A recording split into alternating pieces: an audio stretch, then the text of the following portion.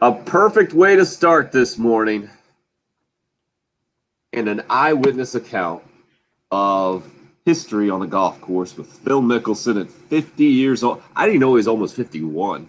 50 years old, 11 months and 7 days, I think it was, taking home the PGA Championship at the Ocean Course at Kiawah Island. And Bill Gunter was right there on the 18th green to see it. And he's made it back home safely. And maybe even took a nap last night. Maybe even worked in a nap, but not much more, right? Yeah, it was a late night. I was probably the one thing I didn't anticipate was how late it would be before we got back home and whatnot. But it was worth every minute of it, man. And I'll say it again. A lot of things kind of crossed my mind last night as I was leaving the Ocean Course and leaving Kiawah and dealing with the way that they had us leaving there, hurting us and trying to get us on the buses to get back to the cars and whatnot. But that has to be up there, if not at the top.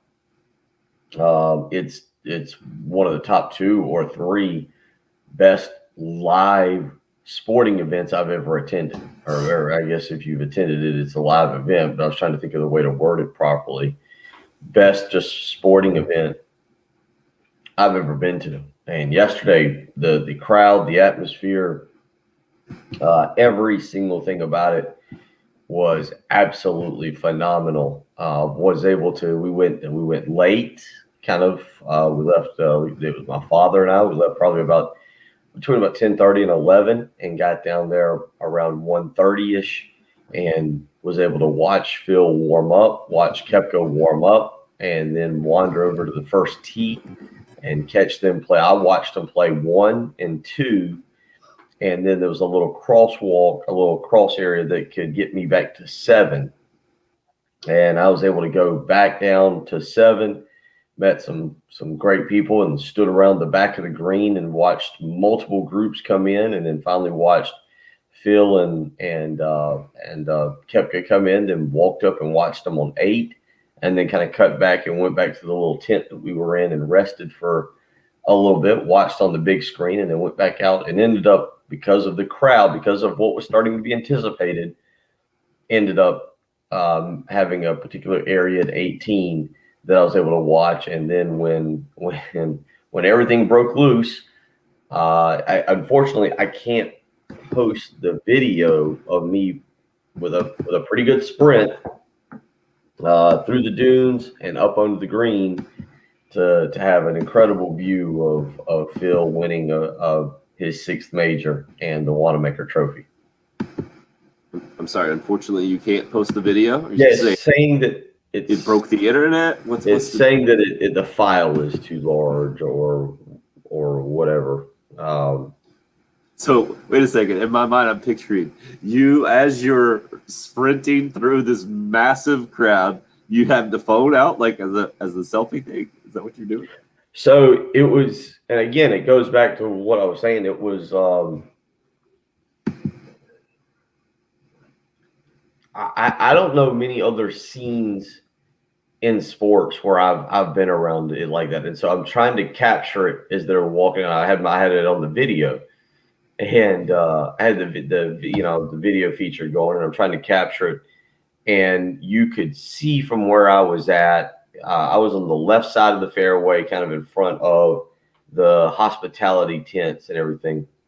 Gotcha. And I was probably even with the start of the green. That was probably the best way. I don't know of a better way to describe it, but I was probably even with the start of the green. And so you can look back down the fairway and you see the crowd closing in behind Phil and Koepka as they walk. And so I've seen that before, and you think, okay, at some point, security guards are going to stop this crowd, 60, 70, 80 yards from the green. And that's how we're going to be.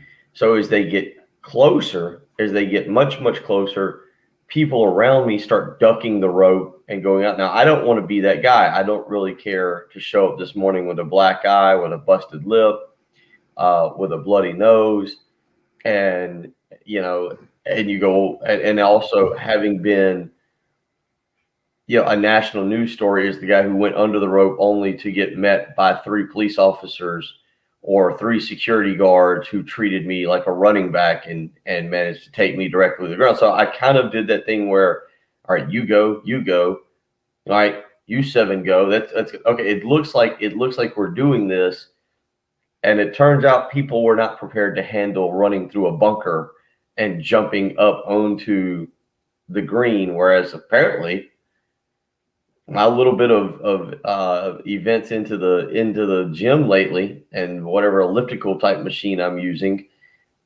paid off wonders, because the next thing I knew, I was at the front. I will I mean, it's not the world's greatest video. I'm not trying to overhype this thing, but it was definitely an interesting little event there, and led to a great scene around the green, led to just a very neat end of the day. Wait, so you ended up from your Twitter at Will Gunter with 1 L there. It looks like you had an excellent view there on the green of Phil Mickelson taking it home, tapping it in, and making golf history yesterday. Did you end up with a good view on the green there? Yeah, I mean, I'm right there in the front. Matter of fact, there is a picture on, I think, of. Let me go back and find it because somebody sent it to me last night. You can't really see me, but I was wearing some nice pink pants yesterday, and a white shirt. And so you can actually see me yesterday, kind of off to the I don't know, you can't like see my face because there's a bunch of security around us and what's going on, and that's how you can figure out. Let's see here who this picture was. This was. So it's got Phil celebrating and you in the background there in the gallery. Is that right? Yeah, you can make out the pink pants and the white shirt, and then there's a guy's like shouldering mine. But yeah, I look, man, I had a blast. What's important is it was a great tournament. I don't know how it played out on television. Being there live and experiencing the atmosphere. I put on Twitter after number 7, Phil makes birdie on number 7, and it was funny, I guess, to watch, because the common theme, there was multiple people who were starting to indulge in the afternoon, who were hitting who were more than happy to pay for the $14 beers or the $18 liquor drink that they had. But there was people who were starting to say, "Oh, Phil, we love you. Nothing against you, Koepka. We just don't love you today." It was like people wanted Brooks Koepka to know, "Hey, we don't mind you. Today's just not your day that you're supposed to win, buddy. So don't get involved." And the crowd pulling for Phil and the scene around 18 green is unlike anything I've seen. Man, it was something on TV. I can tell you all about it. I watched every single shot, but the way that yesterday went, it was just so interesting in multiple ways. Now, I get it if you saw that Mickelson had a 5-shot lead at one point and you didn't get too into it, but hole number 1, he bogeys, Koepka birdies. Koepka's got the lead, and then to see Phil chip in on number 5 for birdie and the par 3 out of the sand, to see him stretch out that lead, and then to see it shrink a little bit more and become much more interesting. Did you hear Koepka afterwards, by the way, said his knee got dinged a few times there on that scene on number 18, and not too happy. Just classic.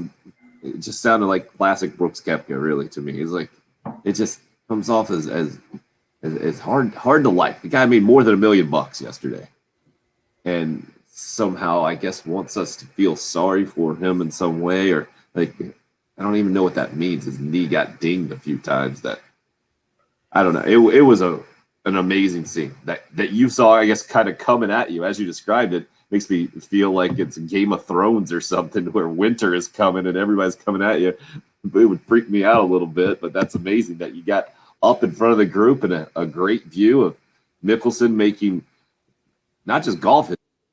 That was some sports history yesterday in a lot of ways. And maybe it's because I'm 43 now, but I was all about watching the old guy win at the majors, become the oldest major winner at 50 years, 11 months, and 7 days old. incredible stuff, man. I mean, again, it was neat. It was Kiowa does a incredible job down there. The only complaint, as I was telling you off air, is figuring out how do people get people off the island and back. It was quite the experience leaving the facility. There is everybody hung around. Everybody hung around. I admit, my father and I went, and I told him, and we both agreed that, hey, if Phil's in the lead and it looks like he's going to win, we're staying to the very end. We're going to stay to watch him, potentially tap in on 18 or do whatever he's got to do, whatever it takes. We're going to stay. We probably, if it had been Koepka or Oosthuizen or Kevin Streelman or somebody else that was there near the top, odds are we don't hang around. We leave a few holes early and try and get out with some of the traffic. I don't think anybody left. Because the mass of humanity that if you went down, you understand what I'm saying, to walk out and go out over the platform that's the entrance and the exit, and then have to work your way through lines to get back on the tour, the little bus that takes you back to your cars that was an experience. And to my knowledge, I would ballpark, Tim, it took us an hour and a half to go through that line, to ride the bus back, to get to our car, to get in the car, to get in the line, to go out of the parking lot, to get off the island, maybe close to 2 hours. So that was one thing that I might say, like, hey, we might want to come up with a better strategy on this one next time. But I think it was top of the line. I think Kiowa will be in line to get another PGA championship at some point. The winning score ends up being 6 under. A little bit higher than I projected. I thought it would be closer to even than it would be 10, but certainly the course played, I think, the way that they wanted it to. They made it challenging, and again, it's first class event. First class event does an incredible job down there.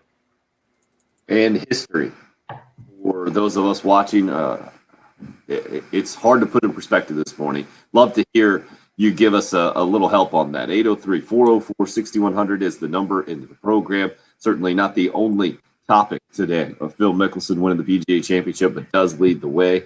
The other big story from the weekend, Tennessee taking 2 out of 3 against the Gamecocks because it was a Thursday, Friday, Saturday series. It seems almost like ancient history after watching that golf history over the weekend and that scene at Kiowa Island. But that Saturday game after Carolina gets the big 3-run home run from Brady Allen and a big-time performance on the mound from Brett Carey to win the Friday night game, it was a comeback that fell just short on Saturday in the noon game where the Gamecocks were down most of the day and fighting back in it. 5-4, the final score. Tennessee just good enough to hold on. And would be surprised now. I put the tweet out after the game. I'd be surprised if the Gamecocks end up hosting, but they were one of those 20 teams, 20 finalists for the 16 NCAA tournament regional sites. A week from today is when the NCAA tournament bracket and host sites will come out and be official. The Gamecocks now on their way in just a little bit to Hoover, Alabama for the SEC tournament. Going to be the 7 seed take on number 10 seed Alabama at about 2 o'clock tomorrow. They're the second game of the day. They need to win that one. It's single elimination tomorrow to get into the double elimination portion of the SEC tournament. So the Gamecocks have to win to stay in Hoover, Alabama, and move on in the SEC tournament, or the one and done if they don't beat Alabama tomorrow afternoon. We'll, of course, have that for you right here on 107.5 The Game. 803-404-6100, the number into the program. Just getting going after a historic weekend. Glad to have the eyewitness account from Bill Gunter down at the Ocean Course, watching Phil Mickelson make history. Whew, what a weekend. Help us figure it all out. 803-404-6100, the number into the show. It's the early game. It's 107.5. Hey, we've got a way to help you with that Zoom call for work. You know when the mute button is on and they can't hear you? You're listening to 107.5 The Game and they would have no idea. That is awesome!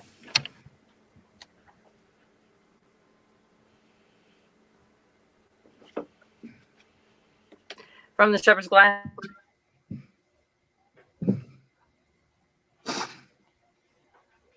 12:30, Craig, I think was what Bill said. What time he got home last night? Yeah, it was late. Let's see here if I can.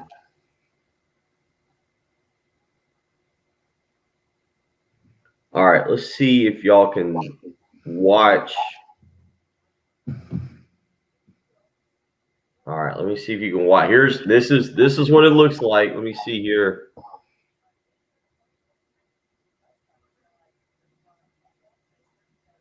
Yeah, we can see it pretty good.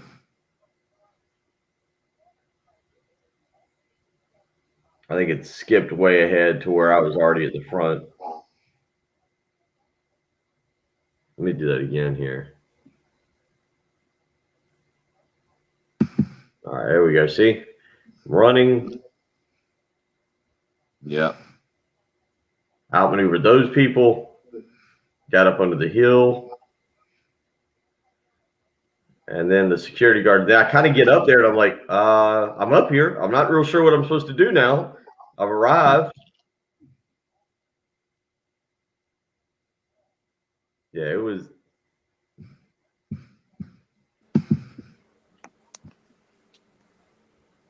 And then you see I got way out in front of everybody. Then here comes that guy. Like, oh, buddy. And then Officer Carter arrived. Wow. Crazy. And then I'll show you one more. Yeah, I wanted to put these on Twitter, but I couldn't quite do it.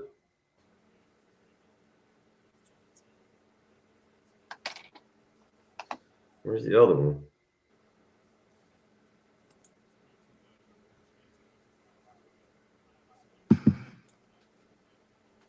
Oh, yeah, here's the other one. So I'm right there. The other way. There you All right. And I'm looking back, and I think this is the one you're going to see all of a sudden. So you see the just massive humanity.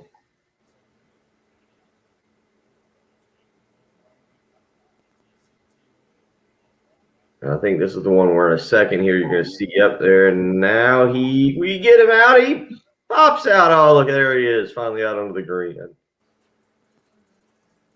Wow. That's crazy. So that was really cool. At that point, Dad had given up. He stayed in the little tent. Oh. Yeah, I would have been with him.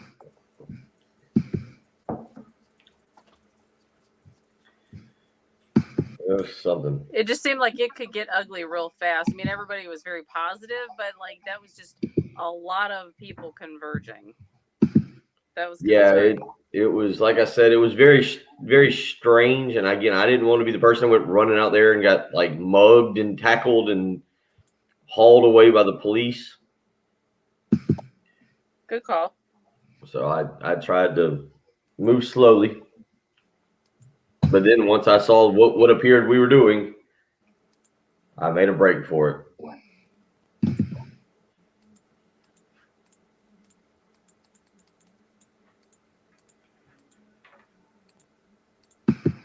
It was weird. They said there was only supposed to be 10,000 people there, but it was definitely more.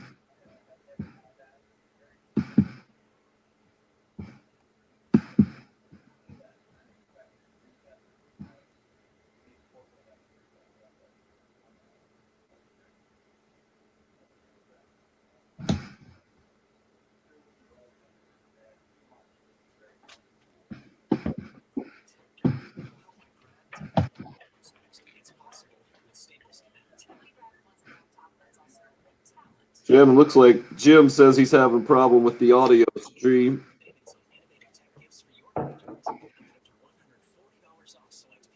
Morning, Trey. Morning.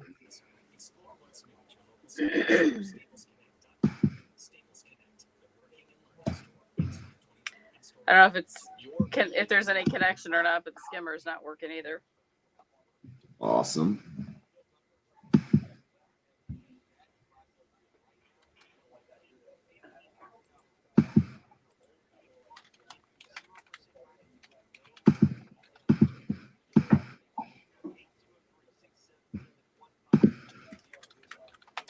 I like it.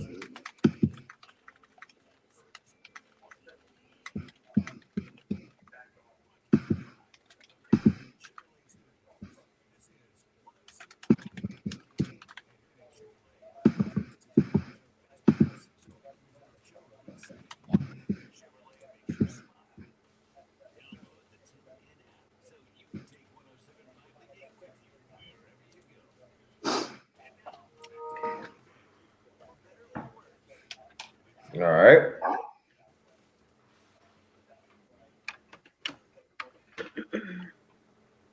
How you guys are up?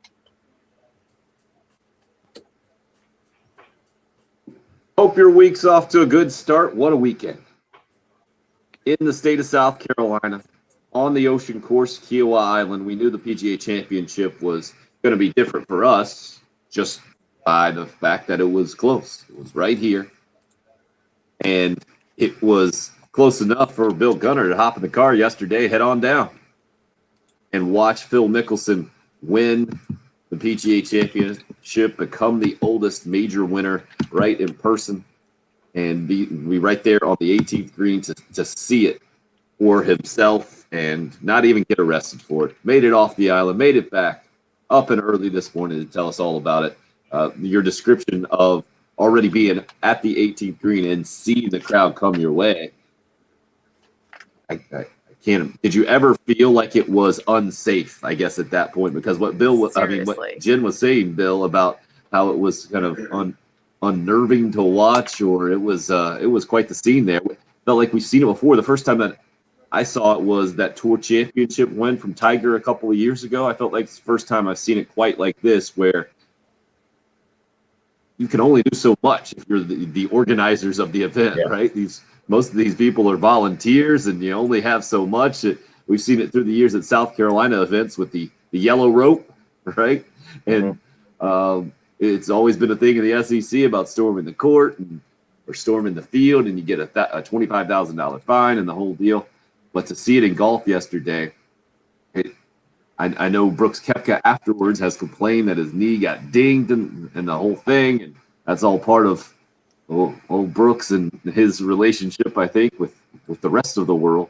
I don't think anybody feels very sorry for him, but can you give us the description or the feeling of it, I guess, since you were there? It was really cool watching it, and I just felt like appreciative as I was watching it on TV, and a little concerned for everyone's welfare and the whole deal. What about you, since you were right there on the ground, Bill?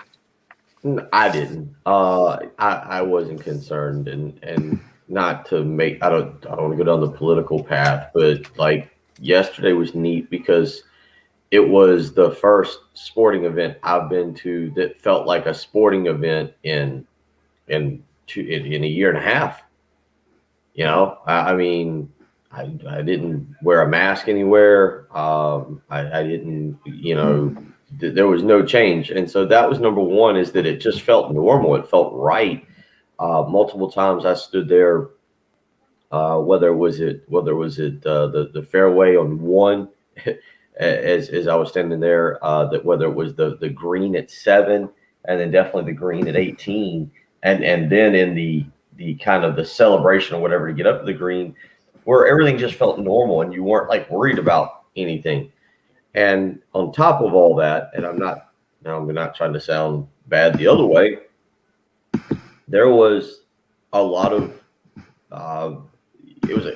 one thing I did start to notice yesterday is that I'm getting older, and so that younger, there are the people in their late 20s and early 30s, as I was, I was able to talk to them and relate to them, but you start to look around and go, oh, not the youngest one here right now. Like not exactly, not fitting in with the crowd quite like I used to, and in that same area. But there was a lot of like young couples, and there was women there too, and they were excited for the experience, and so were the guys. And you never felt like it was that like rush to go find gold. It was the rush to go enjoy the moment. And to me, the group where I was at, the area, the people, the 20 or 30 people that I would say were in the little area, it never felt like it was, hey, let's run over one another. It was like, let's go experience this. And I just never felt like danger or any of that. And you got up there, and there was a nice lady behind me who took a picture of me as I was able to get it.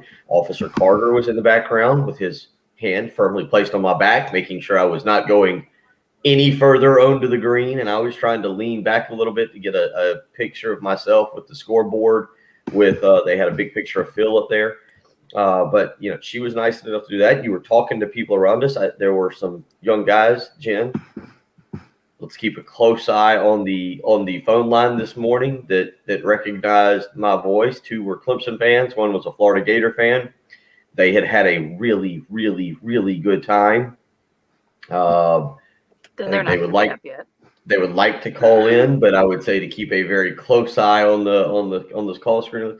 But it was fun. It was, and I'm that way. I interact with a lot of people. There was another young couple from Charlotte who went to South Carolina who were down there, and I ended up talking to them as we were standing there and talking both about golf and talking about South Carolina football. And that's kind of the way the day went, and it was fun to interact with people. But to answer your question, I never felt as people kind of rushed up there that like anybody was in danger of actually being hurt. Now, it might have been different on the fairway where people were kind of surrounding Mickelson and Koepka, and it was a little bit more close quarters to what they were trying to do. No, I thought it was okay. And look, I think yesterday, going back to what I was saying, for me and probably for a lot of people yesterday, it was one of the first times that you were back at a sporting event and it just felt normal. That it absolutely just felt normal, and that people were enjoying it. And then on top of all that, you had a guy who is a huge, huge fan favorite. He might not be liked by everybody, but he's a huge, huge fan favorite. And to be able to experience that moment and see him pull it off was a lot of fun. And that's why I said on Thursday morning, I didn't think he would do it. He was not a guy I was going to pick as a long shot.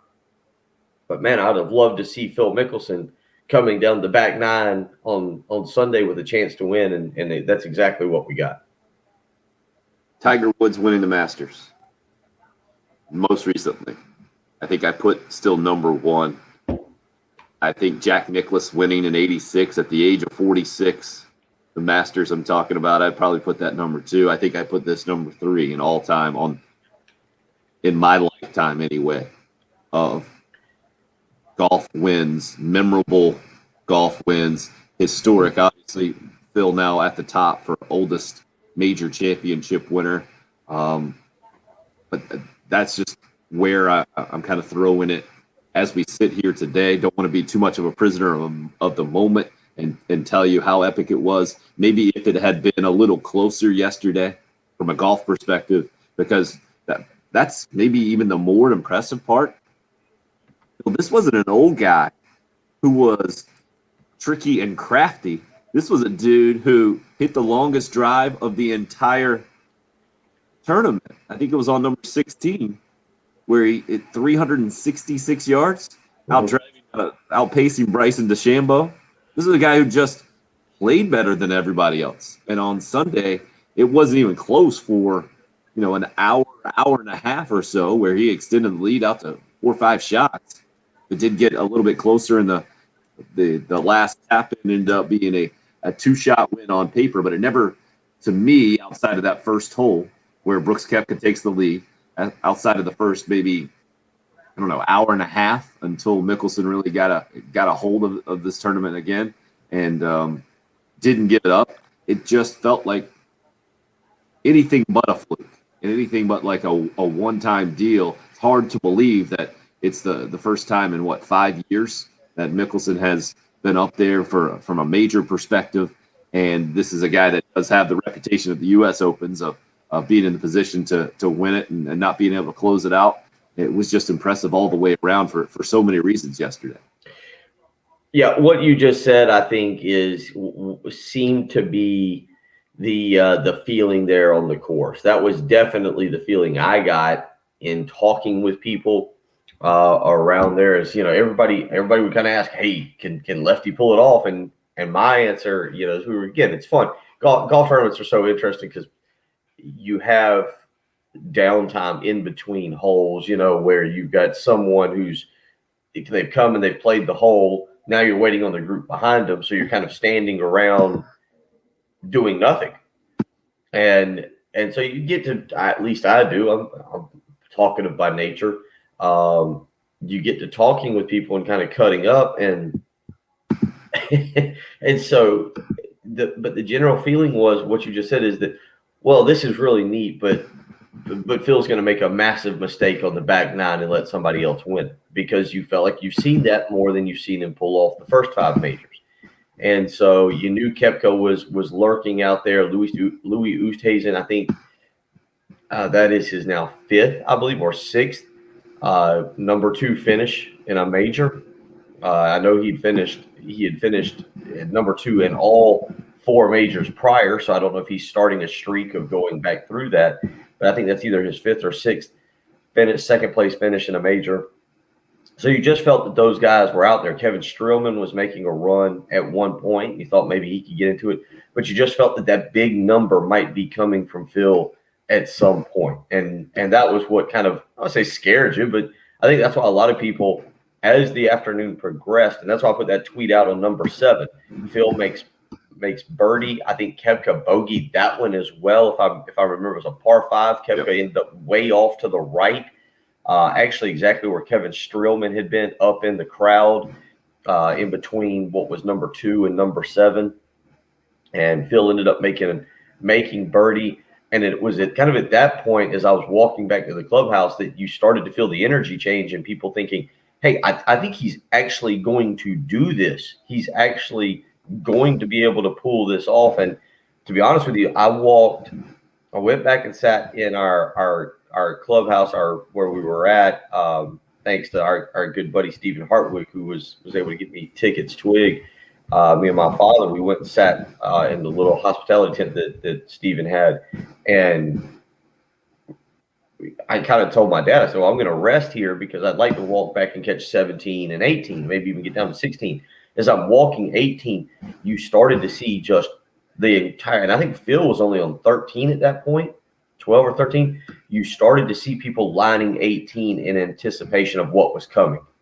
And so I almost couldn't make my way back to 17 and 16 just to catch like DeChambeau or some of the other guys. I think I walked down 18 and caught Ricky Fowler and George Spieth right in the middle of the fairway. So I was way ahead of Mickelson and was trying to get back to 17, only to realize, man, people are now starting to realize he's going to pull this thing off.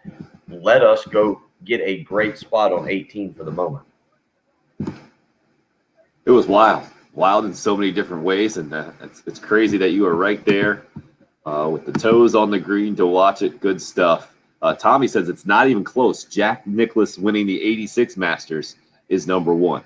Would love to hear why you think that, Tommy, on the Cool Care Heating and Air text line, 803-404-6100. Maybe that's one that you would need to call into the Love Chevy phone lines to discuss a little bit more why you rank Nicklaus winning the 86 Masters number 1, because to me it's not close as well. It's Tiger winning the 2019 Masters, just because Tiger being Tiger and at 43 years old and everything he went through. I get it. Nicklaus was 46, but I had no idea. I'd never even heard of the guy that had the record. Bill, have you heard of Julius Boros? Yeah, well, championship at 48 years old before this weekend? I'd never heard of him. Okay, before this weekend, I was going to say yes. I heard of him late last night on the drive back when I read an article, but no, not. And even then, I was about to say Jose Borges was the guy, but no, I had never heard of him. And then even I think I don't think, but I knew exactly who Hale Irwin was because of his dominance on the senior tour, but didn't realize he had won.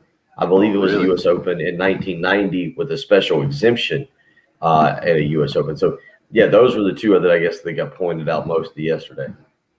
Yeah, Hill Irwin won in 90 when he was 45 years old, that U.S. Open. I remember that one. He was famous for going around and giving high fives to the crowd at that point. It was really cool for me to watch my 8-year-old go through this because I was 8 years old when Nicklaus won in 86.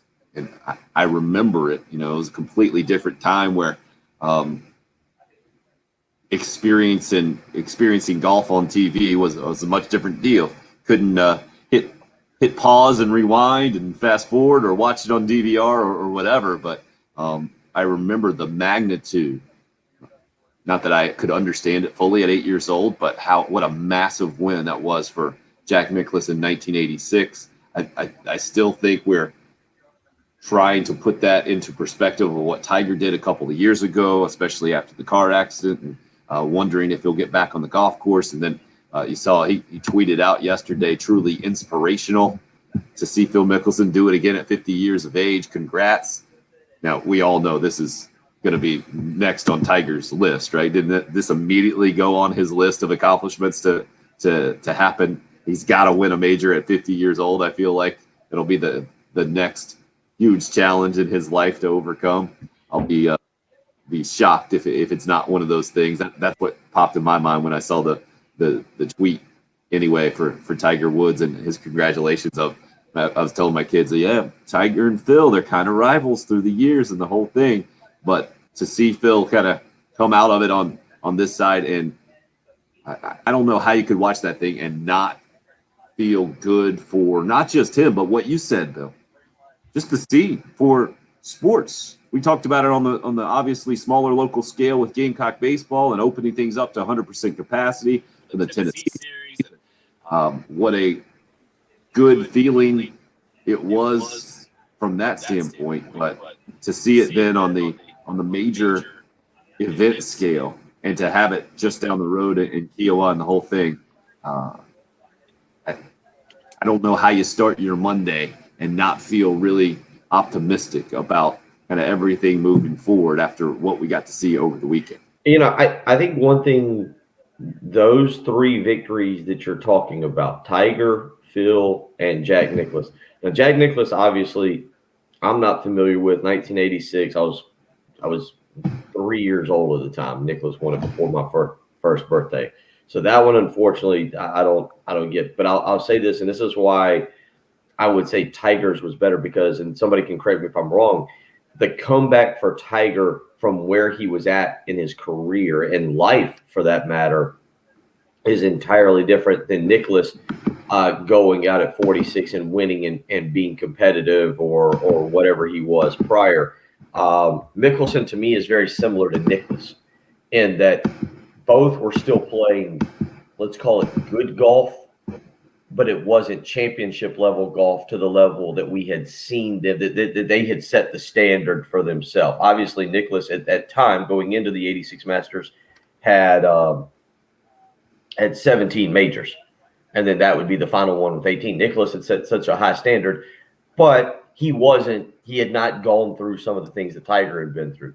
Mickelson, kind of the same exact thing. He had set a standard of golf, whether it was winning majors or putting himself in contention, that we had just no longer seen from him anymore. And we kind of chalked it up to age. And then to be able to put it together for 4 days in the manner and the way that he did is a little bit more Nicklaus-like. Whereas the comeback from Tiger, you just never thought you'd see that. Injuries, off the course incidents, everything that was Tiger Woods. I mean, I don't think anybody ever watched Nicklaus play in a U.S. Open. And, Tim, I think we were doing the show, and it was a West Coast U.S. Open. I believe it was one out in Oregon where Tiger was like topping balls and hitting worm burners down the fairway. And it was a train wreck. You hated to watch it, but you couldn't tune away. You couldn't turn away because a guy who had been so dominant in the 2000s looked so bad at the game of golf. I'm trying to think. I think it was the one that Jason Day won, or maybe I can't remember. We discussed this the other day where Dustin Johnson. Spieth. Okay, Spieth won it when Dustin Johnson 3-putted there. Yeah, on the 18th. But it was that one, and I can't remember that one. Was that? But Woods was so bad, and that's the thing is Woods was so bad for a little while and so riddled with injuries. I think that's how you compare those three wins. Yeah, it's 2015, I believe. The the year you're talking about, that one for Dustin Johnson, Jordan Spieth, the wild finish there in the state of Washington. I think it was Chambers Bay. I believe that's a Washington deal. Pretty crazy. But back in the day, in that 2015 U.S. Open, I think, I said 2016. Those years kind of run together. There are other guys who have been in position to set this record. Tom Watson was 59 about more than a decade ago in the British Open and had a chance to win there. I guess Greg Norman was 53 and had a 54-hole lead going into the final round. That was back in 2008. It was 2009 when Tom Watson had that. And then the other ones that we've mentioned that actually did seal the deal, 46 years old for Jack Nicklaus, and then Julius Boros, again, in 1968, had the record before this weekend. He was 48 years old when he won the PGA Championship back in 1968. Obviously, Phil Mickelson now passing that and then some, with almost, he basically 3 weeks away from turning 51 years old. Man, it was something, and I don't know if we can do the job of it properly today. Well, actually, I'm sure we can't get a full view and perspective of it the day later of Mickelson winning at the PGA Championship, but we'll do our best. And we got the eyewitness account from Bill Gunter to lean on as well. 803-404-6100. You can call or text. Marshall hits us up on the Cool Care Heating and Air text line. What a cool place and experience, he says. I was down there on Saturday watching Phil hit what turned out to be the biggest bomb of the week on number 16 with the 360-plus yard drive to essentially seal it yesterday. Was amazing. Love to hear your thoughts as well as we continue to break it down. We'll get into Gamecock baseball today, too. Dropping 2 out of 3 to Tennessee, finishing number 7 in the SEC, playing a single elimination game against Alabama tomorrow afternoon at the SEC tournament is where Gamecock baseball is. You're listening to the early game. It's 107.5. The home of the Gamecocks and new head football coach, Shane Beamer. 107.5 The Game. Today is an absolute dream come true, not just to be a head football coach.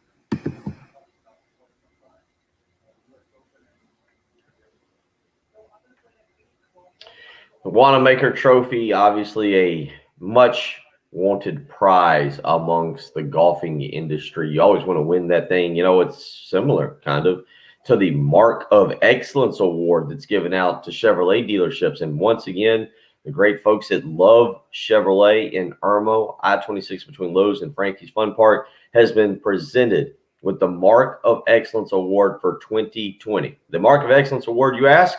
Highest honor any Chevrolet dealer can receive. It's only given out to a handful of dealerships in the entire country each and every year. And once again, Love Chevrolet's commitment to providing you with the absolute best sales, service, and customer care has earned them that award. 14 acres of brand new Chevys, an incredible certified pre-owned lot, situations such as financing that will help you from buy here, pay here, all the way up to 0% financing for 72 months. You need to go visit Love Chevrolet in Irmo. I-26 between Lowe's and Frankie's Fun Park. Go see that incredible sales staff. Let them talk to you about your next vehicle, whether it's a certified pre-owned vehicle, whether it's a brand new vehicle. The folks at Love Chevrolet have got you taken care of. They've been doing it for 60 amazing years. It is the reason they are the #1 volume Chevy dealer in the state of South Carolina. Go visit Love Chevrolet, I-26 in Harbison between Lowe's and Frankie's Fun Park, or on the web, lovechevy.com. Get out to Love Chevrolet and find new roads.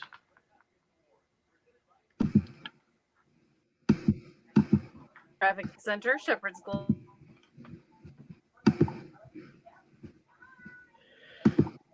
Oh, Mark Patrick's filling in for Pearson this week, so he'll be in on the afternoon. oh, is he? Oh, that's right. It's Pearson's. Oh.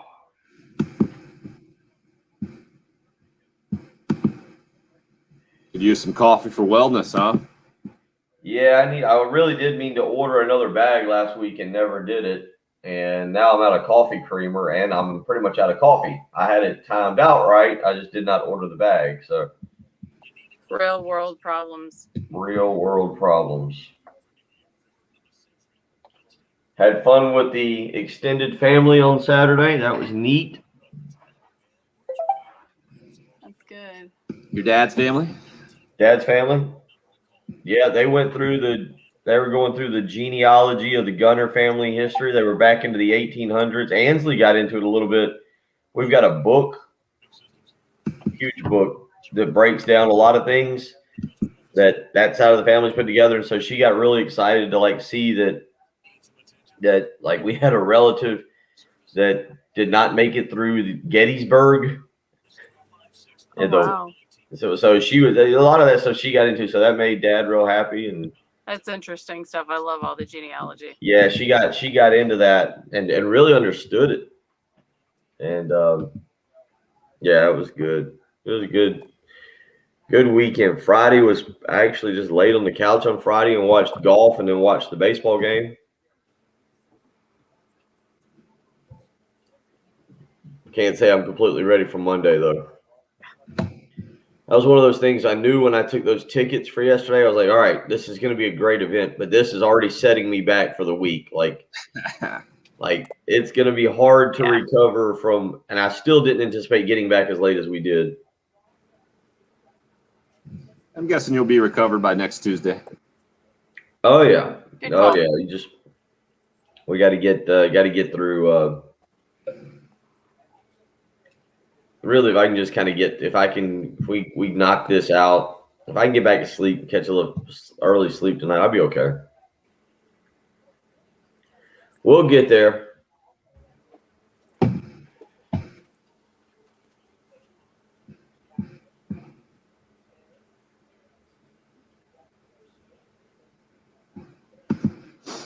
I hear you, Mark.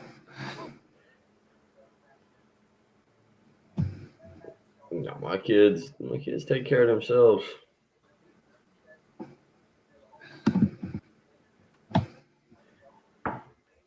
Yeah, I got to watch it yesterday with my kids, mostly. Also, glancing over as I was circling around with the 1-year-old towards the end. The 1-year-old was circling around. Is that what you said? That's all he does at our house.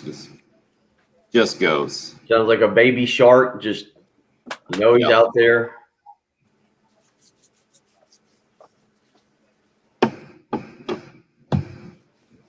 That kid's a good kid.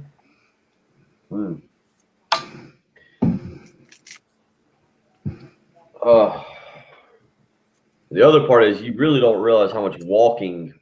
It had been 9 years since I've been there, and walking from the back side back to the front side, and just the way the course sets up.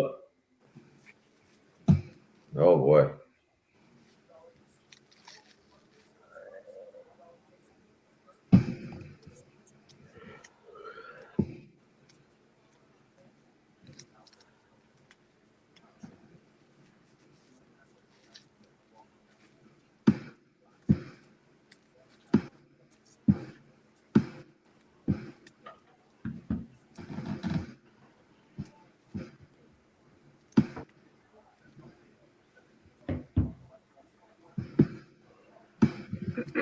All right, I head back in.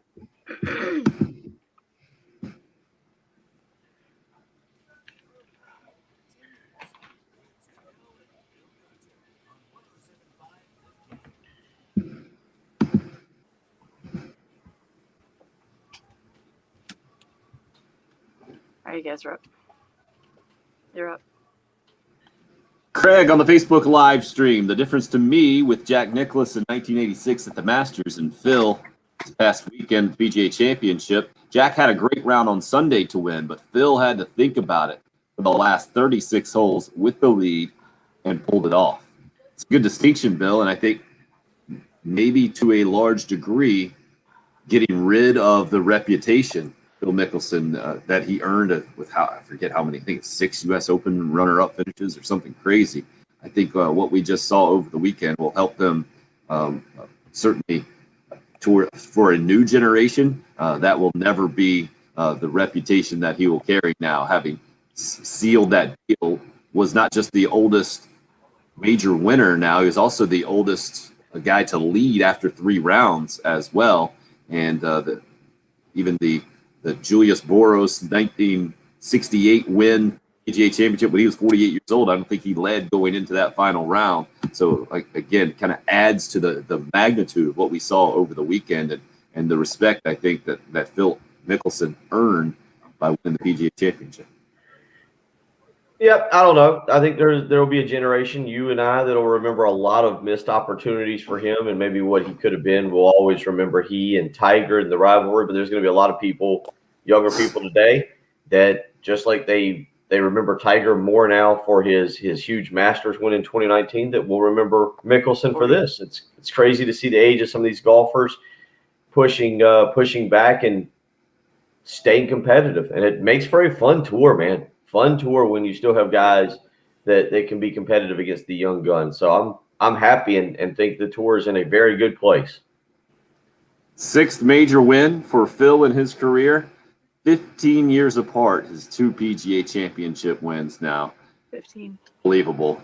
Phil was there to see it. He's trying to recover after getting home at 12:30 last night. So awesome to get on the island there. Getting off a little bit difficult. Huh?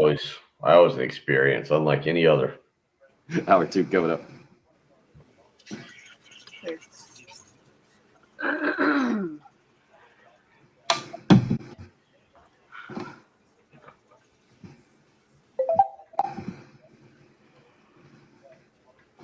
Yeah, that was insane trying to get off of that island.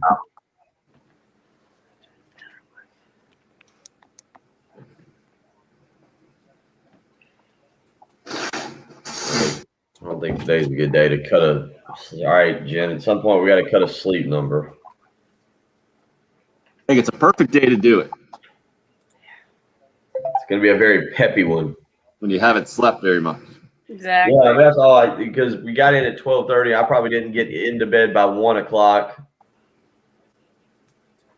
That was do it it. here in a bit. Okay.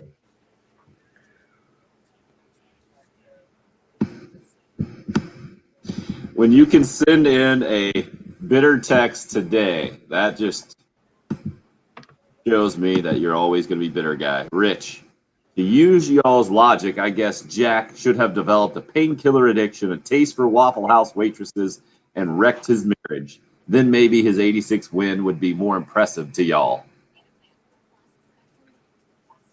That's exactly right, Rich.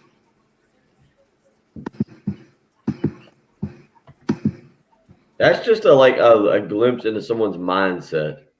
Yep. Got it.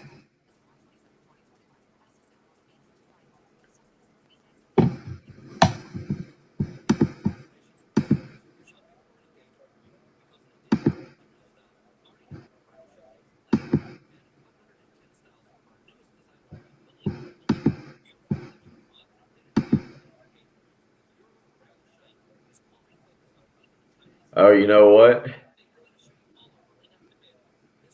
What's that? I'm going back. He was when you were out, I think. And that situation happened in the upstate with that football player from South Carolina State. And unfortunately, Right. I'm talking about. He's the guy who kept when Patrick and I were talking that day, he kept sending in ridiculous text messages.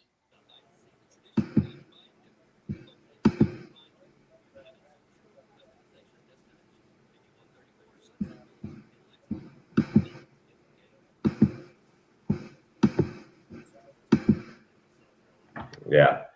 Well, that poor guy, Rich, he just needs a hug or a friend or something. Maybe a dog.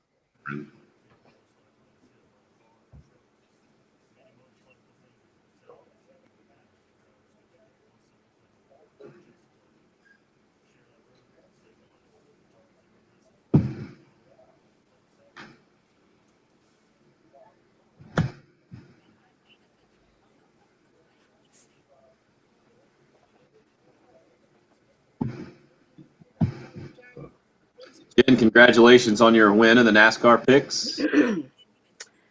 Thank you. It felt pretty awesome. It's good. You're still about 72 points behind, but at least I closed 1 point on Kerry. That was what mattered. Exactly. Cut his lead from 3 to 2 now. I think. Didn't Kerry finish third?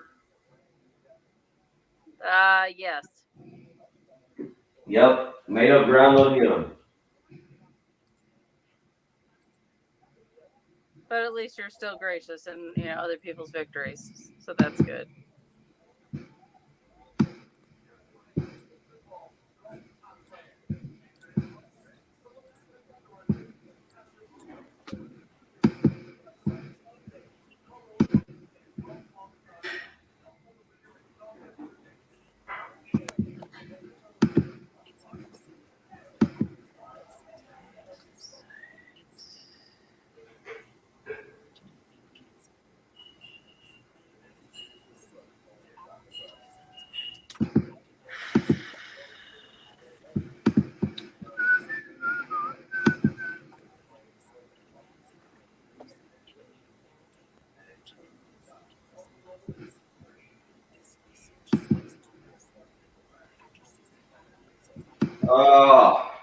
Righty.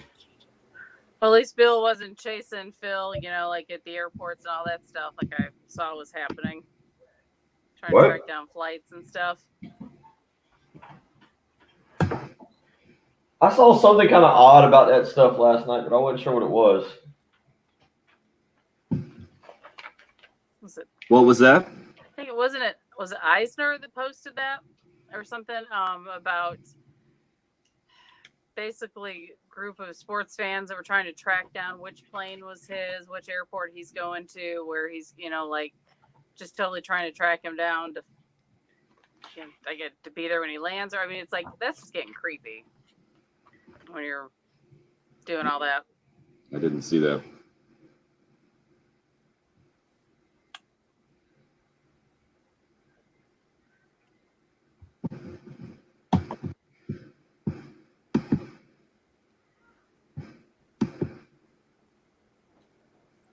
All right, now Iceberg. Yeah, Bill, you think you're tired. Buddy Iceberg there had a wedding in Buffalo. He worked in on the weekend and made it back for yesterday. Oh boy. Oh wow. Oh wait, he worked in the wedding or he attended? He was the best man, I believe. Oh boy. We're back in the open, but that got changed. Interesting. Okay. Jennifer Jensen. That's the kind of analysis we get on this show. Now, here's Tim Hill and Bill Gunter.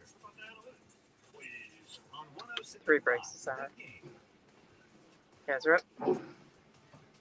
I'm with Craig here, who just hit us up on the Facebook live stream. I want to know if anybody was pulling for Brooks Koepka yesterday. And if so, how do you pull for that guy? He's the definition of a wet blanket. If you didn't see some of his post-round comments, said his knee got dinged on that scene at 18 at the end yesterday where the crowd envelops Phil Mickelson and Koepka in the last group and just ready to help Phil celebrate on the 18th green. One of the members of that crowd, not one of the guys, not one of the people in the fairway coming up 18, but a guy who is smart enough to know to already camp out there, our own Bill Gunter, who ended up getting a front row look at golf history yesterday. Somehow, I still don't know quite how you did it, Bill. I guess that you were camped out on 18 for how much time would you say before Mickelson made that final putt? Were you there an hour before, a couple hours? No. You were kind of camped out right beside it for most of the day as well. Yeah, hour and a half, I'd guess. I mean, it wasn't some ridiculous amount of time. I'm trying to think of who I watched come in. I watched, let's see, the first group I saw was Fowler and Spieth. I saw DeChambeau come in. I'm trying to think of who he played with. Was it Streelman? No, I think Oosthuizen was with Streelman. So I saw Oosthuizen and Streelman. So were you able to keep track of the tournament as well? Did you have a video access at all? Where I was at, if you look at my Twitter, if you've gone to my Twitter, you can see kind of the shots that I took, the video, and because where I got how I got up onto the green basically was the same kind of angle, but I had a great vantage point of the leaderboard. Now that was interesting, and again, I think attending a golf tournament. My father and I were talking about this on the drive down yesterday, because if you go to a basketball game, you go to a football game, you go to a baseball game, you know exactly when it starts, right? You're like, all right, we got to be there for the opening pitch, for the team running out, for the opening tip, whatever have you. If you go to a hockey match when the puck drops, you're like, all right, we know, and also we now know how long this thing's going to last. I mean, golf, are you going for the start of the leaders? Are you going for the start of the tournament? Or are you arriving when you arrive? Tim, I know you've been to golf tournaments. It's just a different feel or vibe about golf. And you're on the course and you can only pay attention to so much. And one of the odd things that I noticed yesterday that I've just never thought of it. Number one, for those wondering, yeah, the cell phone policy, pretty much none. All right. I didn't take phone calls when I was on the course, but I might have taken a phone call when I was like in a tent, but I didn't take a phone call when I was on the course. I would text message people. I had my phone turned on silent, but there were signs up that you were not supposed to take photos or videos within 100 feet of people playing. Well, that one nobody paid attention to either. Dude, I felt bad for Mickelson. It looked like he was a zoo animal. When he was walking around, everyone had their video camera, their phone right in his face. I get why you did it, right? I mean, he's coming right by you. That's the great thing about going to these golf tournaments is how close you can get to these golfers. Yeah, you talk about a policy that's impossible to enforce. That's it, huh? Because there's 10,000 people there. Yeah, you take 10,000 cell phones.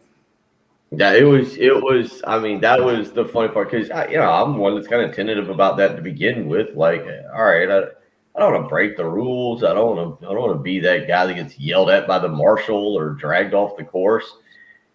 But yeah, it was like anytime somebody got on a tee box or around the green, or if you were within distance of being able to get a decent photo, those cell phones came out, man, and they came up quick. So, but I say that because I was the two things that I found just interesting about being one. So I'm standing there at 7, and I hear Jim Nantz talking about the tournament. And I turn around and there's like 2 guys on their cell phone watching, some kind of streaming service. It could have been YouTube TV. I know you can do that. I've done that before. Maybe it was Hulu or what. I don't know what else you can get on your phone, but they're watching the tournament to keep up with it. And just you just think about how far we've come with technology and what we can do with our cell phones. I thought that was hilarious. And then the second part is more of the old school thing as I'm watching. So I didn't want to do that. I didn't want to pull up YouTube on my phone and didn't do that. I've always listened to announcers and they talk about the people at 18 watching the leaderboard when a number gets posted, right? So it started, I believe, as I'm looking at the leaderboard, I started watching from 18 when Phil was going on to 14. He had just made bogey. And Oosthuizen had just made double bogey or had just doubled 13. Phil was in double 13. But then Phil bogey's 14. And all of a sudden the lead's growing a little bit closer. And you go, oh, okay, here we go. And then Koepka birdies 15. And I'm watching it through the leaderboard. I have no clue what's going on the course. I'm just watching the leaderboard. And so a number would pop up and you would go, well, this is pretty interesting. We'll see what happens here. And so, Koepka makes birdies at 15 and 16. And then the 4 pops up for Mickelson on 17. And they're coming to 18. And you're like, well, he's only 2 strokes back. And if Koepka can finish this thing out, make another birdie, and Mickelson, you don't know what's going on. And so it's very entertaining to be at a golf tournament like that. And, I was using Twitter a little bit. I was using the ESPN app, but I didn't really care to sit there and watch it. But no, I stood there kind of where I was at, which would have been a very good spot had everybody held and stayed behind the ropes. I still would have had a really good view looking back up onto the green with a great view of the scoreboard and the 18th tower. But when about 10 or 12 people decided it was time to go form a ring around the green, I don't know, my inner 20-year-old took over. And again, it wasn't until I got up on the green that I was like, how did I just really pull that one off? Because you had to run through the dunes, you had to run through a dune, you had to hop up, you had to jump up because you had to get out of the dune and up onto the elevated green. And I kind of just arrived there, and it was kind of one of those things where you get there and you're like, wait, am I supposed to be here? This seems like I'm about to catch a beating here on national television. And then if people arrive behind me, I was like, okay, good to see you guys too. Nice that everybody else decided to join. Why am I picturing Bill kind of like a Mario game, where he's like running and then, something knocks him down, or he jumps on top of the goose and, shoots out the turtle. I don't know. Yeah. I'm just picturing. Again, I showed the video. game. I showed the video on the live stream. Just because, and again, it wasn't that I did it on purpose. I was filming the scene because it was crazy. And Mark hits us up on the live stream and says, I think he says, well, there have been the same crowd if it was Bryson or Koepka coming up 18. I do not think so. No, it wouldn't have been. Tim, you agree with that, right? Or I don't being there, the energy that was developing. And I do think for some people it was kind of a release and like a return to normal. We saw it on Friday night. We'll transition a little bit here. We saw it on Friday night with a really good crowd. I don't know what was the announced attendance, and I don't know what it was on Saturday either. But you saw plus, I think, Friday night with a really good crowd at Founders Park, and it was people have been wanting to get back to this, and you saw that over the weekend. You saw it obviously. A lot of people have seen the overhead shots of the everybody encircling the green there at Kiawah. It looked like, again, great crowds at Founders Park. It's just like a return to the way of life that seemed very normal and made everybody, I think, very happy and willing to celebrate. But we both agree, I don't think any other golfer would have drawn that reaction from the crowd coming down 18. No, definitely not, because it was a nearly 51-year-old Phil Mickelson that has been in the public eye. What they showed it on the broadcast, that when he won his first for the first time on the PGA Tour in 1991, Brooks Koepka was a year old, was one. Crazy. And then everything Phil has gone through, his U.S. Open struggles. Been 15 years since he won the first time in the PGA Championship, gets his sixth major yesterday. And the most impressive part to me was he was just the best golfer. I mean, he's always had the best short game, right? He's going to go down as the best, the one guy that you would want to hit you a chip shot around the green. He's the guy. And to be able to do that at 51 years old, that makes sense. Like that shouldn't go away. But to hit the longest drive in the field on number 16 at 366 yards, whatever it was, to outdrive Bryson DeChambeau, who's in his physical prime and has gotten all the hype about bulking up and the whole deal. That's the part that doesn't make any sense to me. And then for him to have had the lead going in and not only hold on, but to extend that thing out and to look pretty dominant on Sunday was fantastic. And then the scene that you're talking about, Bill, that's awesome that you were a part of it, to see it firsthand, and then you get to tell us about it today.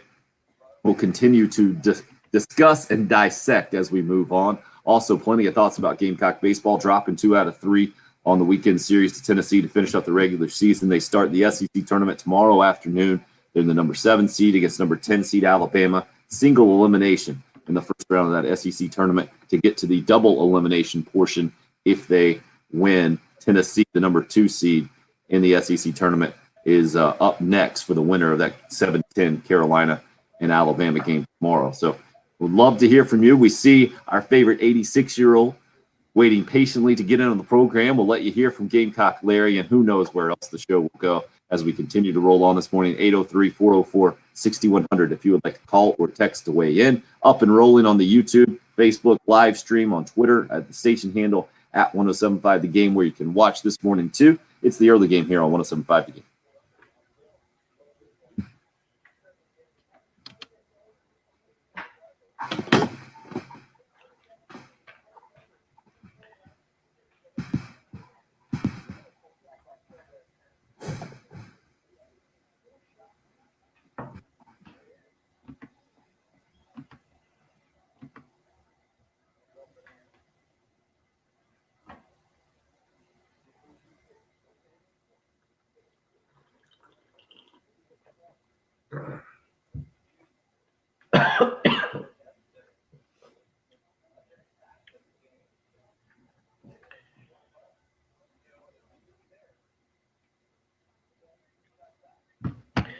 Yeah, we'll have to get some different coffee, get some creamer for the week, get a decent night of sleep, maybe a decent dinner tonight because a McDonald's chicken sandwich at 9:30 is probably not the healthiest thing that you can ever do with your life after a long day. Well, you just want to eat too much, so you're. We actually had like I said, big thanks to Steven was the one that took care of us and hooked us up. But they had a great hamburger there in the little hospitality room. I ate that, but then I didn't eat the rest of the day. I didn't have. I mean, I had 2 Michelob Ultras. I had one kind of wicked hazy I don't know, some kind of purple canned beer, and then I had 2 hole-in-one. They were called hole-in-ones, and I got this a souvenir cup. Souvenir in quotations. It's always show and tell with Bill.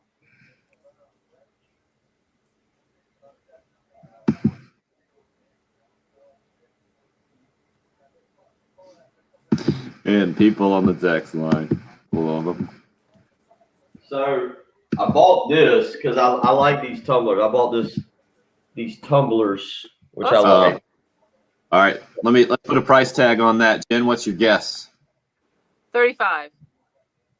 35? Is that what you said? 35. Wow. I was gonna say 25. 28. Okay. That's about right. work. I got my Masters one. Masters, Yeah. US Open. But So he can drink double fisted and be in support of golf. now that came with no drink in it, just out of the because by the time I got to the the golf shop or whatever, there was nothing left.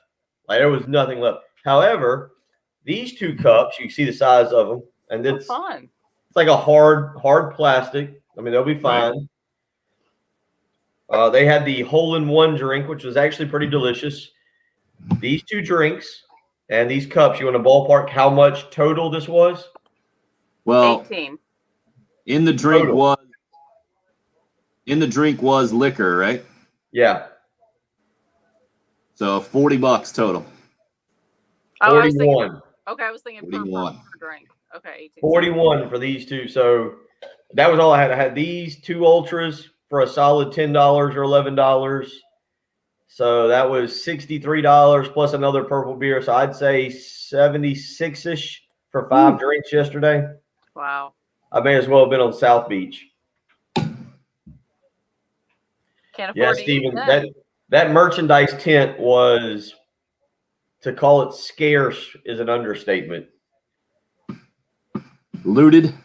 Now here's the question, because they had some really cool USA hats, but they were Ryder Cup 2020 hats. Do you deem that as collectible? Because I didn't. There were some neat hats, but Classic. Because that's the one that got canceled, right?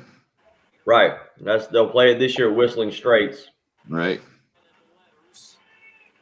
I see what they're trying to do there. They're like, hey, man, we made these things. Let's try to unload them. Yeah. Those Too drunk people to in realize. South Carolina, they're not very bright. They might just go ahead and pick them up.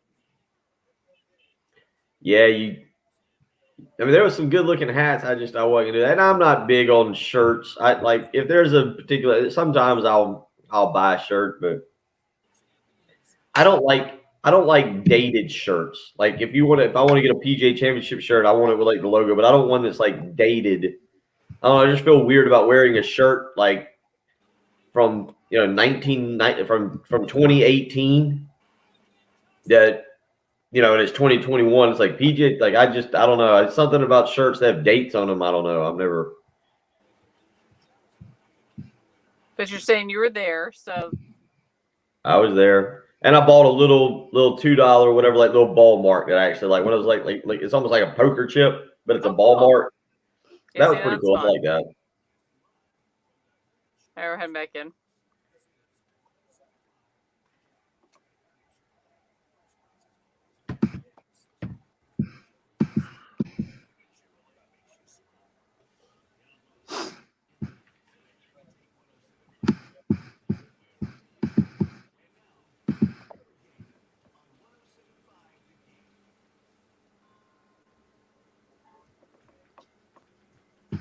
Guys are up. Whew.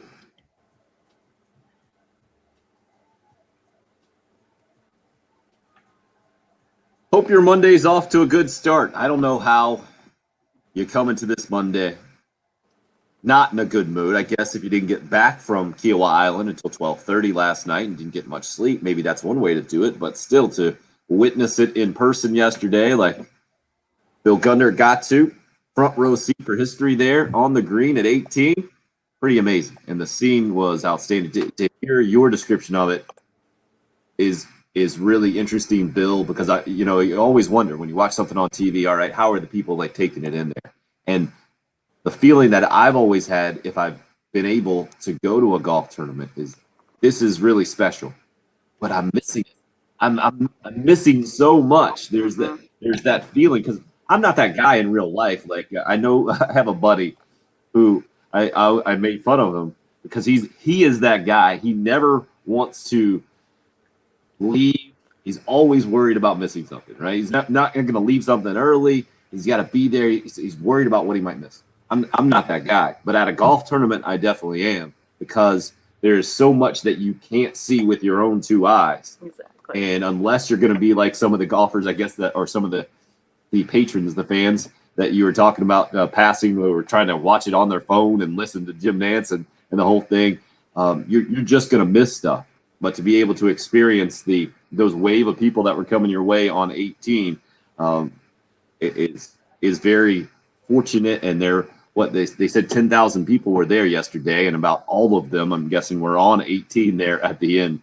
And then trying to get off Kiowa Island was also quite the experience for you. Somebody's clicker broke. It was more than 10,000. I think it just stopped at 10,000. I think the clicker to allow people in.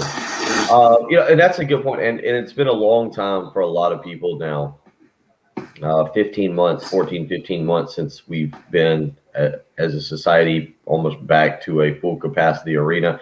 I didn't watch the NBA playoffs yesterday, obviously, but I know the Knicks and the Hawks are playing in the first round in the NBA, and I only use that as an example because Madison Square Garden, I believe, sold out 15,000 seats.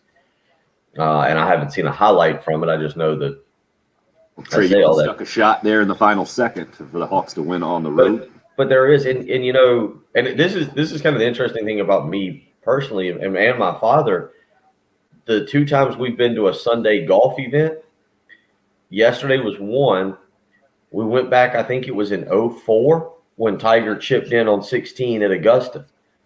That's the two times I've been to. I'm like you. I like going to golf tournaments. I like going on typically either Friday or Saturday when the action's not winding down and you can actually kind of enjoy it. And I like getting out and walking the course because the other option, as you just mentioned, is you can go to a tournament and right as you walked in at the Ocean Course, they had the mega screen up there, and they had picnic tables and chairs, and they had a concession stand.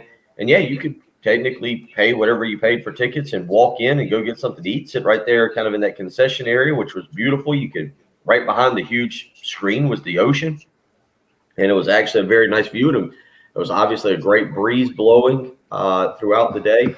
So, yeah, you could go watch it that way where you're at the tournament and you're watching the big screen television. I don't grasp that idea, but you could go do that. There are some people who can sit in the hospitality tents. And I'm not good also at being able to go and stand for long periods of time at one hole and watch guys come through. What I would typically do for a golf tournament is look at the list of people coming through and say, okay, if I can catch 3 or 4 groups max come through back to back to back to back, okay, I'll stand here and make sure I get a pretty good spot. Well, I was able to do that at 7. 18 was kind of the anomaly to whatever I do at a golf course because you could just feel the energy starting to ramp up and people really starting to believe. Because I'll tell you what, I'll say it again, as we got down there, talking to people in the little hospitality tent we were in, talking, just kind of making small conversation with anybody as we were standing around waiting, the general feeling was like, yeah, we won't Phil to win, but he's got a history of letting people down and his age, and can he put together 4 rounds? I mean, this is the same guy that was it 3 weeks ago at the Wells Fargo, shot 64 on day one and followed that up with, I think it was 75, 75, 76 or 75, 76, 76, something like that. But, so there was the kind of, and then Brooks Koepka going into the round is just a machine, right? Like something's not right with the knee. He's not 100% healthy. He says the doctors are saying he'll still be 6 months. He says that's a little long, but he's still not completely healthy. Can't completely bend over and read the greens. Yet there he is tied for the lead, and it's just something about showing up at a PGA Championship where I think he's won 2 of the last 3 that brings out the best in him. And you're kind of going, well, Koepka will probably just overtake him at some point, and Mickelson will try and hit one of his 400-yard drives that'll go, 75 yards left and bounce off an alligator's head and, into the ocean or something. And you kind of expected that. And there was a lot of people who expected that.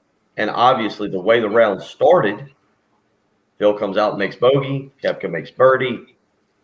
Instantly, we've got a big swing, and that's kind of what you end up having yesterday. And then on number 2, it swings right back with the double from Koepka and the birdie from Mickelson, and that seemed to really slow everything down. It was a heck of a day, and still trying to put it all in perspective. I mentioned the other 2 notable wins that I think kind of rival it, or I would put just above Phil winning yesterday, with Tiger in 2019 for the Masters, and then Jack Nicklaus in 86 at the Masters as well. But that's it. And if you want to tell me that you've got Phil at the top of your list, I totally understand. We'd love to hear from you at 803-404-6100. Love Chevrolet phone line up and running right now. I'm guessing Gamecock Larry probably would prefer to talk about Carolina baseball dropping 2 out of 3 to Tennessee, or maybe how the Gamecocks are going to win the SEC tournament, which starts tomorrow afternoon. Number 7 seed is what USC ends up with, going to take on number 10 seed Alabama in the single elimination portion tomorrow before the winner moves on to double elimination, taking on Tennessee to start anyway. Let's hear how our buddy is doing this morning. Gamecock Larry, how the heck are you, sir?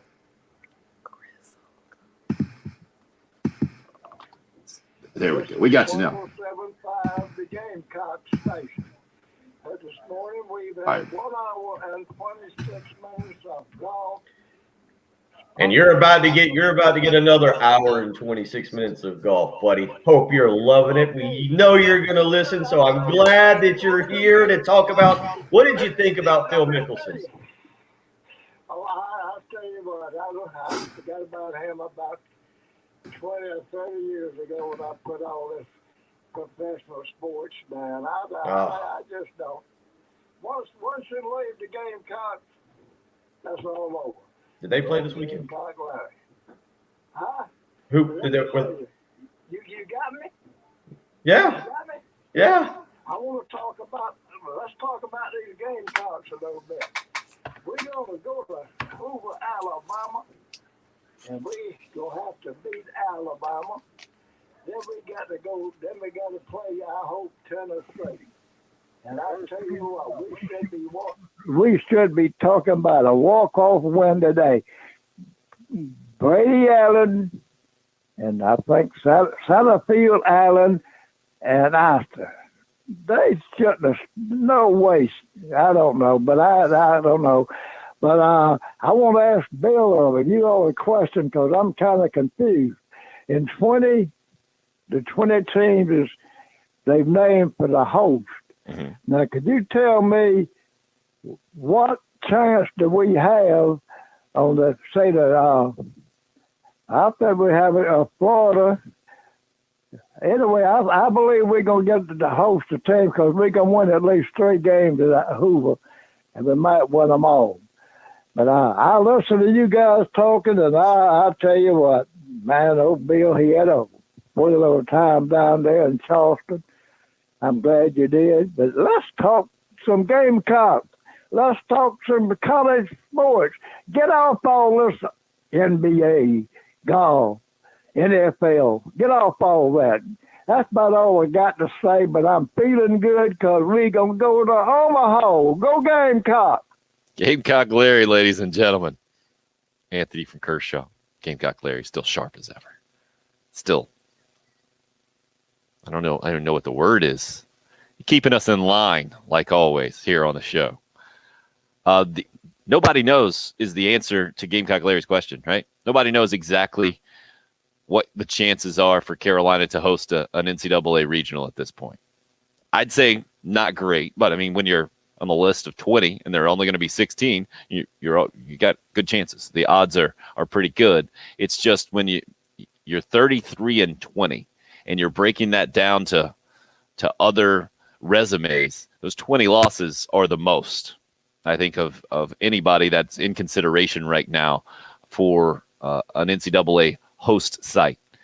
And the Gamecocks right now, from an RPI standpoint, they dropped down to number 14, which is obviously in that top 16. I saw somebody nationally, 11.7, I think is the name of the podcast, and they have the Gamecocks as a number 13 seed nationally. So it's not just those of us around here that think South Carolina had a pretty good shot at hosting a regional. The problem that I have, and I know Mark hit us up on the live stream earlier and said absolutely he expects the Gamecocks to be a host. Bill, I do not, because of just the strength of everybody else in the SEC. And I think there are going to be at least 5 others hosting, and maybe 6 or so. Florida is right there in the mix. Ole Miss is right behind the Gamecocks, I think, from an RPI standpoint at number 15. Florida's at number 20. But the records are better for those teams, fewer losses. And then the idea of spreading the regionals around is the challenge that the NCAA has now. And we'll see how it all plays out. We'll know a week from today at noon, I believe, is when the news will come out, the NCAA tournament bracket after these conference tournaments play out this week, Bill. I don't think they host. Now, I think it brings up an interesting scenario, because the only way that they can host is maybe to make a significant run through the SEC tournament. But is that really what you want to do and tax your team? You know, we've heard former Kip Balknights talked about it. I've heard Brian Jeffcoat. I've heard tons of South Carolina baseball players who have been there that have said, look, Birmingham is maybe the toughest tournament you play in because the amount of talent in that thing. And this South Carolina team, they look a little worn down.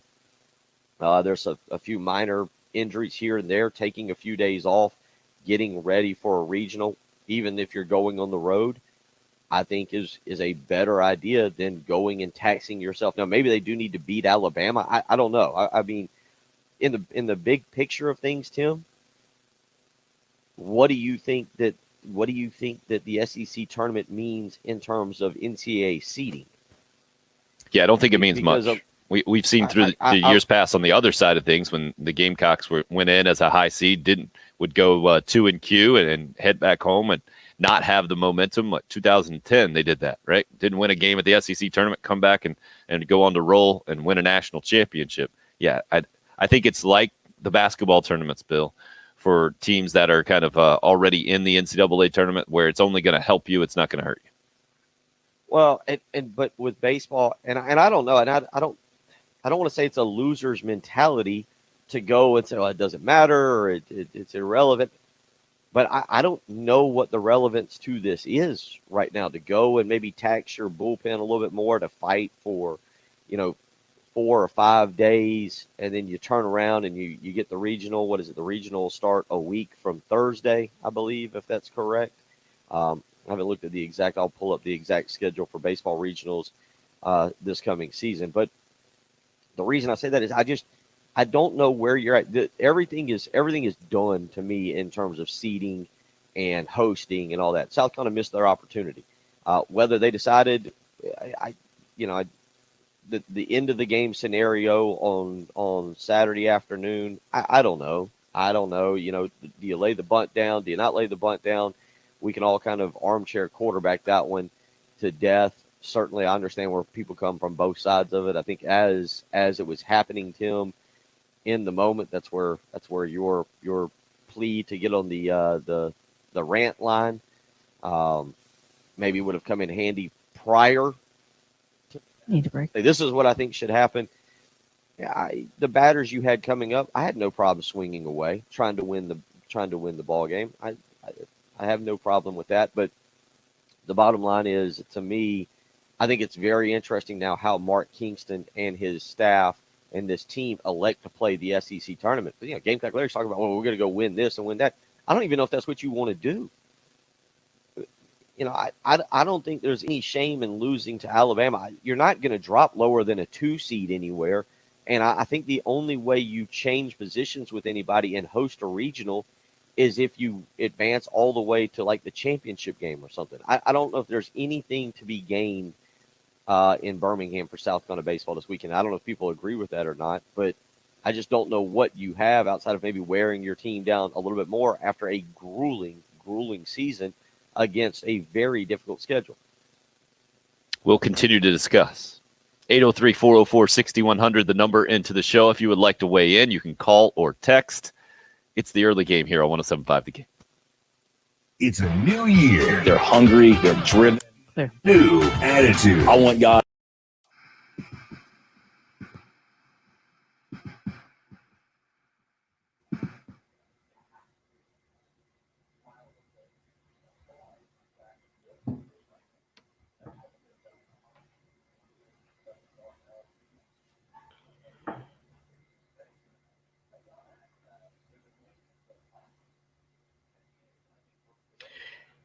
Didn't get a great night of sleep last night, not because of the bed, not because of anything other than it was just a short night. Got in very, very late. Only got about 4 hours of sleep. It was a good 4 hours of sleep, but it was a limited night of sleep. That will change tonight. Sleep number bed will be set on 45. I will be in bed very early, and I can guarantee with my sleep number bed, I will get a fantastic night of sleep to wake up rested, refreshed. I'll even be probably in a little bit better mood because how about this? Good quality sleep positively affects emotional well-being. That's what good sleep will do for you. You need to make the switch to Sleep Number today and find out for yourself what I'm talking about. You can do that. The weekend special. Wrapping up today at a Sleep Number store near you. 2 to choose from, one in Irmo and Harbison Boulevard across from Buffalo Wild Wings, the other in Columbia. 2 not short across from Sand Hills Mall. You can visit them on the web, sleepnumber.com. Go check them out and see the great deal going on. You can save $1,000 on the new Sleep Number 360 Special Edition Smart Bed plus free premium delivery and setup when you add a base. It's also exclusive offers available for military members. But again, 2 stores to choose from. One in Irmo, Harbison Boulevard across from Buffalo Wild Wings. The other in Columbia, 2 not short across from Sand Hills Mall. This deal ends today. It ends today, so don't wait around. It's the weekend special. Save $1,000 on the new Sleep Number 360 Special Edition Smart Bed. Free premium delivery and setup when you add a base. And again, exclusive offers for military members. Trust me, I'm looking forward to a great night of sleep tonight. I know I'm going to get it. You need to find out for yourself what it's like. Make the switch to Sleep Number today and find out what a great night of sleep is truly like.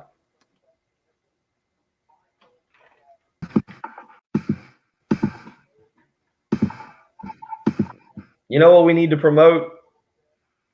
What's that? We need to get Tanya, Gamecock Larry's daughter, on this. There needs to be a Gamecock Larry podcast. Just if he wants to talk Gamecock sports all the time, just show him how to do a pod. I mean, that iPad, I'm pretty sure they can just put a little headset on him with a mic and just record it, and then somebody's just got to transfer it over.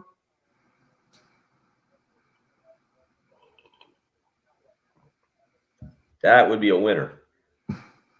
That it would, Edward.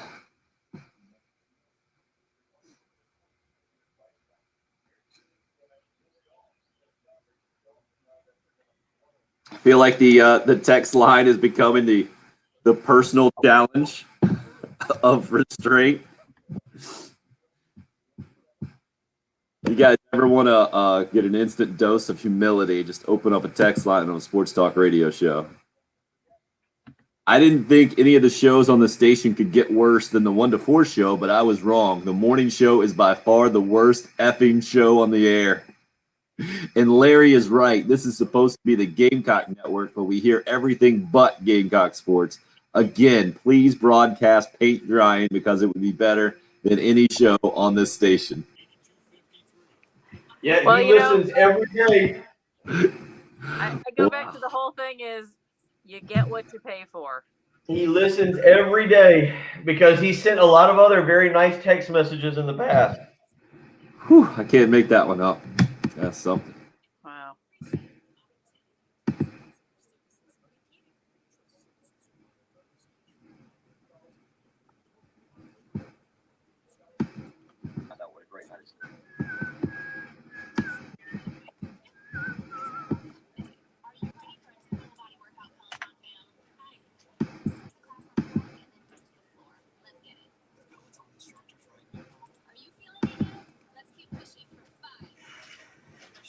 Good call, Craig.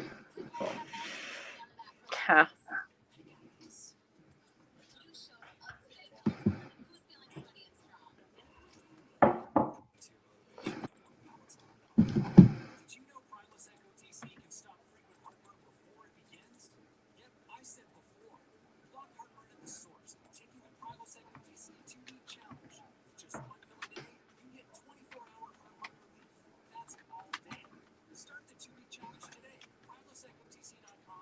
I was wrong. First day of game, so there's a week off. Saturday, June 9th. Good.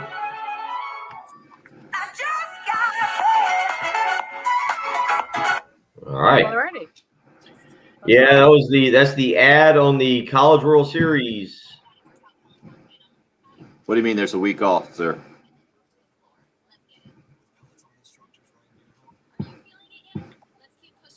Wait a minute. This is not. Oh, I get it. College World Series. No, this is just the College World Series. College World. It doesn't. I thought this was a breakdown of the entire tournament. All right, it's the last spot. Oh, that's bad. Yeah, Bill at 8. We can earn that. As soon as we get like 7:55, we can hurry up and cut that spot for you. Okay. I've got a dash at 9.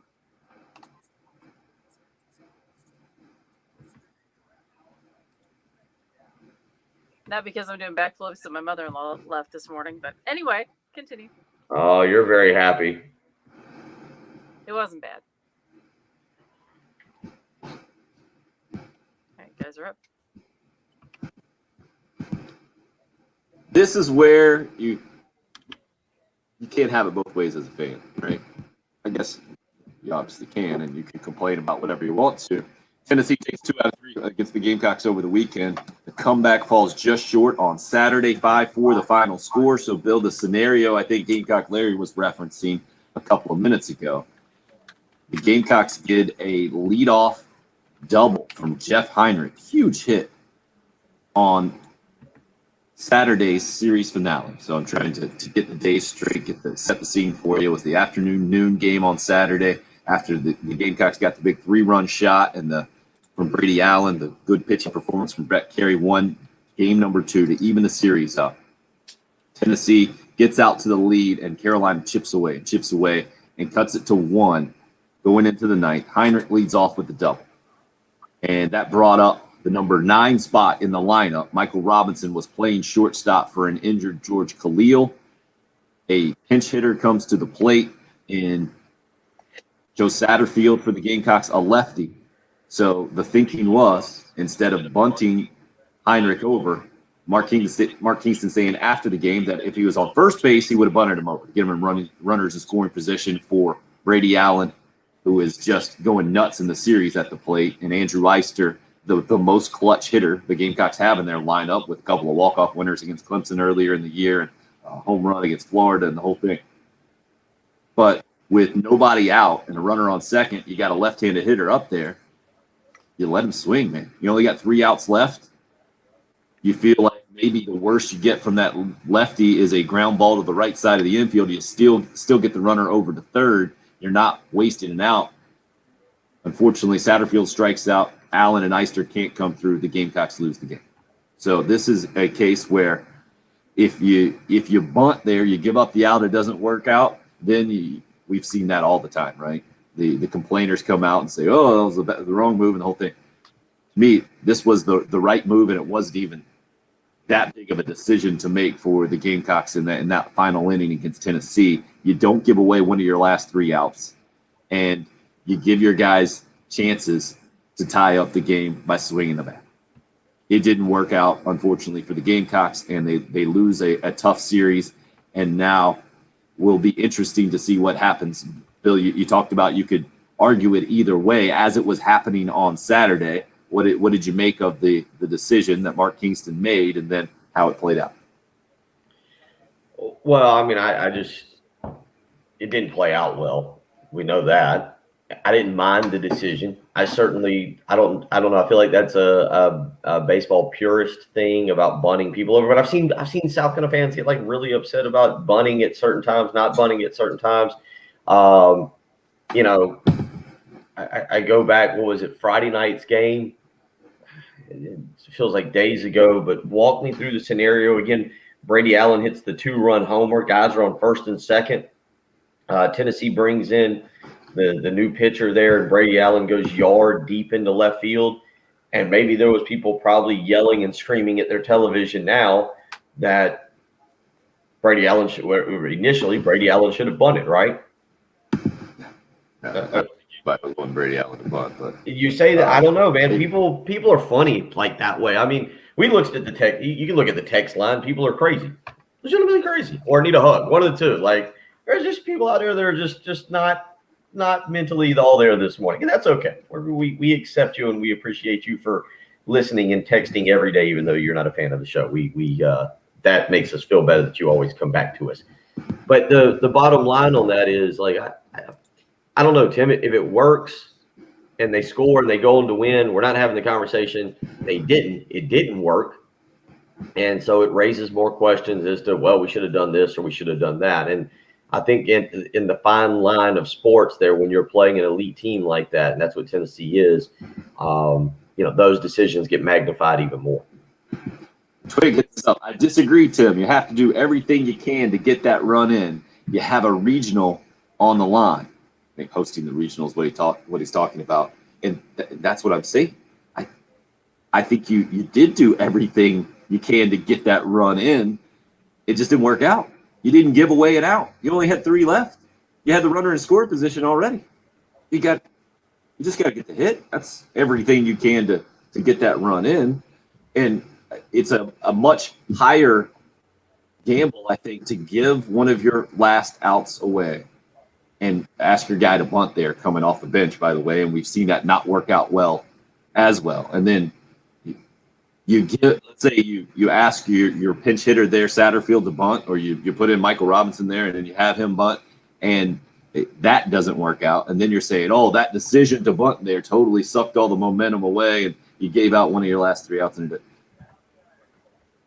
Let me do some fancy quick math for everybody. If you don't sack bunt, you get 50% more at-bats to get a hit and get the run in, Mark says. I'm with you on that one, Mark. This is where I just feel like if you're going to criticize, you also have to give credit on the other side of things if they choose the other option, even though it doesn't work out. It doesn't mean it was the wrong strategy there. It just means it didn't work out, man. Unfortunately for the Gamecocks, it didn't work. And Tennessee takes 2 out of 3. Interesting from Mule on Twitter. He hit me up at 1075 The Game, says, now the question is not whether the Gamecocks will host, but does Carolina host as a 2 seed? There are teams on that list of 20 that have 1 seed resumes like Fairfield and Old Dominion.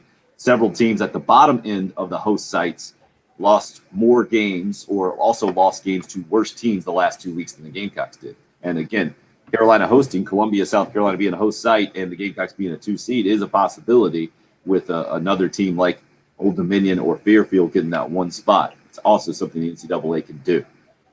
Again, we'll know a week from today at noon is when the NCAA tournament, all the information will be out, not only the host sites, but also the teams and the seeds and the brackets and the whole thing. We need to take a quick break here. 803-404-6100. If you'd like to call or text, it's the early game. It's 1075 The Game.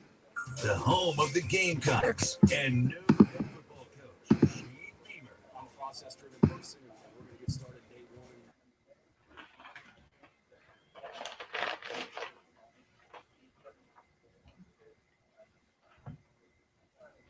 Need to tell you about the Mortgage Guru. Right now, some of you right now might be thinking about refinancing your existing mortgage. Maybe as we turn the corner into the summer, you're thinking about purchasing that dream home. You need to see what you can become approved for, what the interest rate will be, how much money you can save if you're looking to do one of those 2 things. And Jacob Crowder with First Palmetto Bank, the exact guy to give a phone call to this morning, 803-719-1005. That's how you can reach him. You also email the letter J, Crowder, CROWDER, at firstpalmetto.com. Again, helping people save money. Not only that, there's a lot of people trying to do that right now. So Jacob has brought along Brian Kovar to the family, helping you save money, helping you get the best deal possible. Again, the phone number to reach them, 803-719-1005. They're being able to help even more homeowners and new home buyers. So if this is what you're thinking about now is refinancing, don't miss the golden opportunity with interest rates being the way they are. 803-719-1005. He's the mortgage guru, Jacob Crowder with First Palmetto Bank.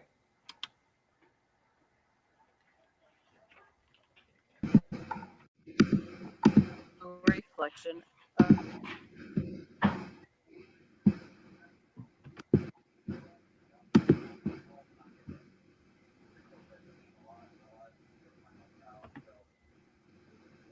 There you go. Look at that, bro. Put in Brian's name. He's happy. That's how you make someone happy, Tim. You give him a shout out. If we knew that other guy's name, we could give him a shout out. Maybe that would be better than watching paint dry.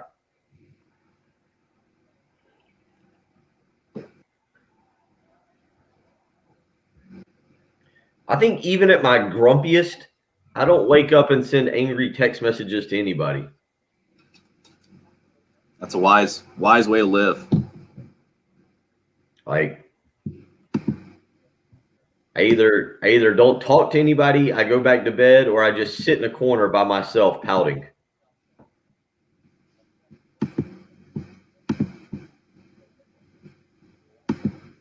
We didn't talk about it. I meant to bring it up on Friday. Did you see the running back in Texas? Opted out. I saw that. Senior year of high school. Had a girl, Hope. That's a nice positive message, sending it out. Yeah, you're not the only one, Mark. Good for you.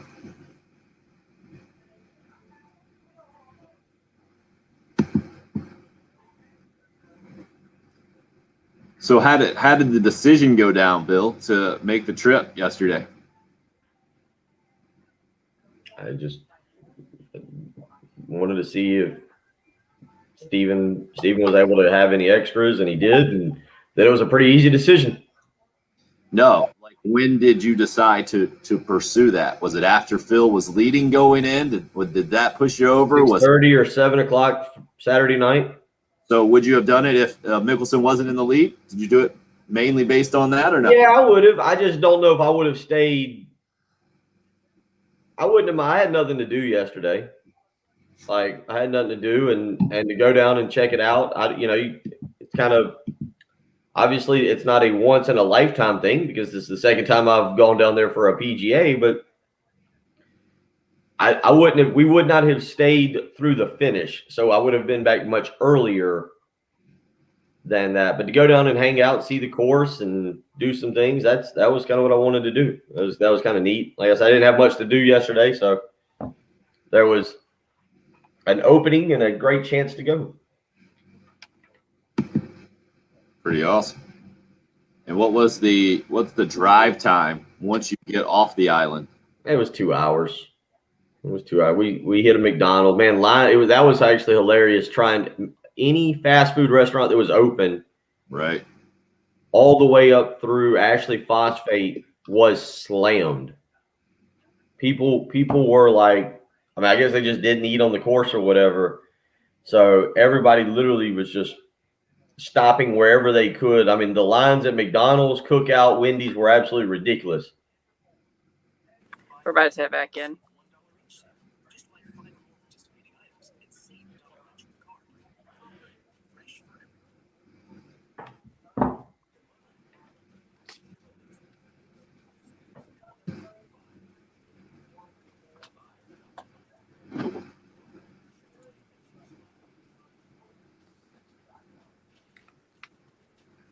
And guys are up. One of the most historic wins in the history of golf. Will Gunter right on the 18th green yesterday at the Ocean Course in Kiowa. You can check out @WillGunter. Not @WillGunter.com. @WillGunter on Twitter, I guess is probably the way to go. Yeah. I think you have your website yet. I don't. No need for that. No need for that shit. He was able to fight his way to the front of the line and soaked it all in we're soaking in some Monday morning bitterness, I think. I get it. Not a golf fan. I understand where you're coming from. Gamecocks didn't win that Tennessee series. Maybe that has Gamecock fans especially salty this morning as well. That's what we're here for, though. Get people through a Monday. We allow you to take out your anger, in particular one of you. We read all your other text messages, and we continue to thank you for listening, because as angry as you get, you always tune in, and we appreciate it each and every day. That is a creepy voice, man. 803-404-6100, the number into the show. Hour number 3. Phil wins. Gamecock baseball headed to the SEC tournament tomorrow. You're listening to the early game here on 107.5 The Game. The home of the Gamecocks. KTFM.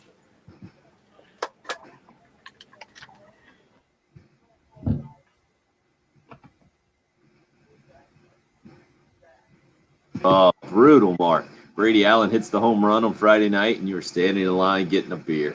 Oh. But at least you can see it. Not good. All right, Jen. Pop You're over. not committing a federal crime. Jen's on the phone right now. Oh, okay. I flipped back over. Oh, all right. So free beers for the entire road, huh, Mike?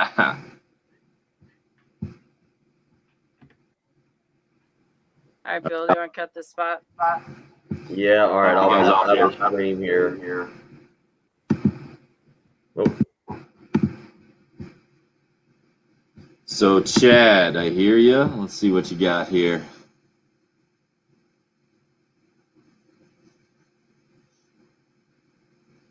I didn't see the specific flop you're talking about. So my 8-year-old is that, probably like all 8-year-olds, as soon as a commercial hits, he has to turn the channel. Right? So we were watching golf yesterday and saw that the Lakers game was on. This is towards the end of golf, I think. And I was like, no, we're not changing the channel just so you can check on another game. I think we checked on one more earlier in the day, and it was towards the end of the third quarter or something. But that's the only NBA that we had. Paul undercut him. So the way I understand what you're saying, Chad, is that doesn't make any sense to me.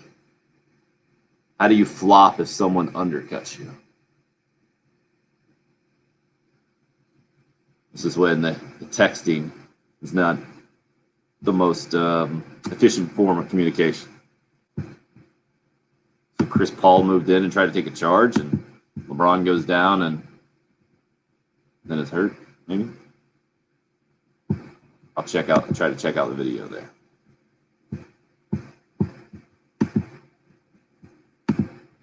Yeah, this is the only time I'll pay attention at all to the NBA, just when the playoffs start. The final was 99-90. It looks like Suns 7-point lead in the first quarter, and then they pulled away a little bit in the third. LeBron only had 18. Wow. All right, let's see if I can see that video that you're talking about.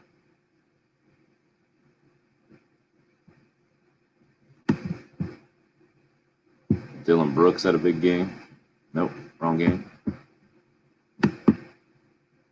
Okay, going to the highlights of Lakers Sun. LeBron goes down hard. Dramatic scrum breaks out. All right, this is it. Let's see what we got here. Booker at 34. Strong. I had no idea that Suns were a 2 seed. Yeah, tells you. How about that? You sting for long enough and you draft the right guys constantly. All right, I got 9 minutes left here. Oh, that was pretty dramatic. So it was a missed free throw. LeBron was on the free throw line going after the rebound, and Chris Paul, they kind of collide. LeBron's up top and Paul's down low. And then Somebody from the Suns helps LeBron up, and then he's holding his shoulder and being dramatic. Easy for me to say. Then he goes back down.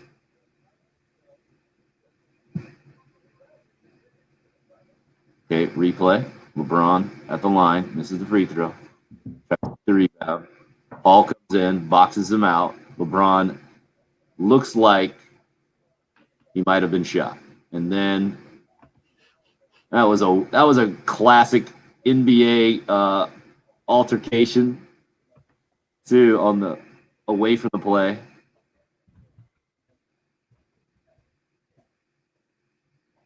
Yeah, it was a pretty big flop there. It looks like Paul got LeBron's arm as LeBron was trying to go up. Definitely could have been a foul.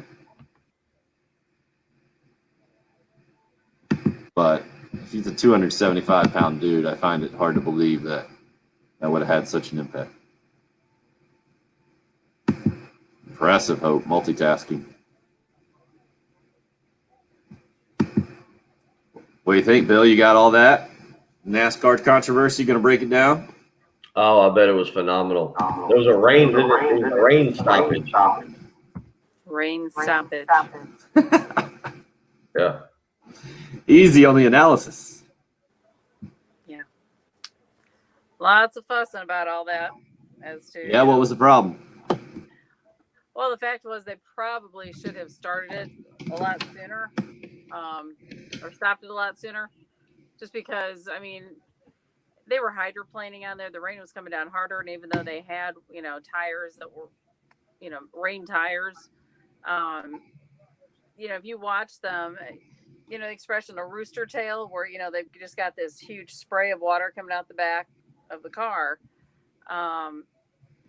It was not safe for them to be out there. They really, about 25 laps sooner, they probably should have. Oh, I see Kevin Harvick slams NASCAR for unsafe track conditions. Yeah. I tell you what, you need to go Google Kurt Busch avoiding two cars. He avoided his brother and not sure, was it Childress? Anyway, Austin Cindric, somebody. Basically like threads a needle where he just avoids them, and it was pretty impressive. And then, had the foresight. He went into some dirt, but he got himself onto some grass because otherwise he would have been like stuck. It was pretty impressive maneuvering. But it was bad. They really should have stopped it sooner. I was praying for a yellow because, man, Chase needed tires and he needed gas.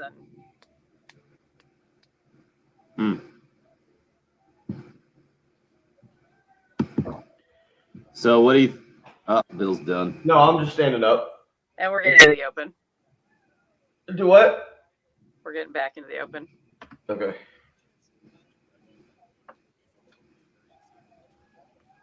Yeah, there was a couple people with some golf clubs that were trying to whack Brooks in the knee. Like one person had an alligator they were trying to throw at him. So Tanya Harding was there? Right. Jeff Golf Galota. version. Yeah. One guy, I think, had a full, what is it, Michelob Ultra? It's the first time I've had two Michelob Ultras in about 12 years yesterday. I almost drank an organic seltzer. I don't know where to go from that. You're up. I almost drank an organic seltzer. Where we leave off the live video stream discussion, headed into hour number 3 here on the radio. Glad you're a part of the program on a historic day that our Bill Gunter got to witness in person there on the 18th green at Kiowa. The Ocean Course, Phil Mickelson, almost 51 years old, takes home the PGA Championship. And Bill, what has stood out to me as you have been recounting it from the eyewitness viewpoint there, as you were standing, an hour and a half or so on the 18th, right around there, and then you see the crowd coming towards you. The question you just got asked on the live video stream from Stephen there about, do you think people were trying to take a shot at Brooks' knees? Brooks Koepka afterwards, if you hadn't heard, said his knee got dinged up, and it was a really cool scene for Phil, but that people were basically, he was hinting that he was just worried about his knees there, or people were trying to injure him on purpose. I haven't seen any video evidence of any of this. I mean, obviously, the scene there, Bill, I'm guessing, have you even seen the replays? Have you seen it on TV? I'm guessing not. I'm watching. I've got the Golf Channel on this morning. I'm rewatching just kind of everything from obviously from a different point of view. But no, I didn't see anything that looked. It was just excited people. I mean, it was again, and I think you're going to see that at more and more sporting events as we open things back up. Excuse me. I was able to get to the mute button. But I think as you see us, society, get into sports, I don't know if you're going to see events like that, because I can't imagine at a baseball regional or at an NBA finals or a hockey playoff game, people are going to be able to storm the ice, the court, the field, whatever, in the manner that yesterday kind of occurred. But I think you're going to see more energetic atmospheres. I think the first one, now Clemson opens the season in Charlotte against Georgia. And then the next weekend they're at home. And I forget who they play in the second week. I think it's like Akron or Furman, or so they don't play anybody in week 2.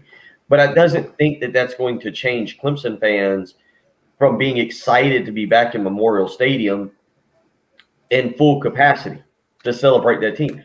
And I'll say the same thing. I know it's Eastern Illinois, and I think it's going to end up being a noon game.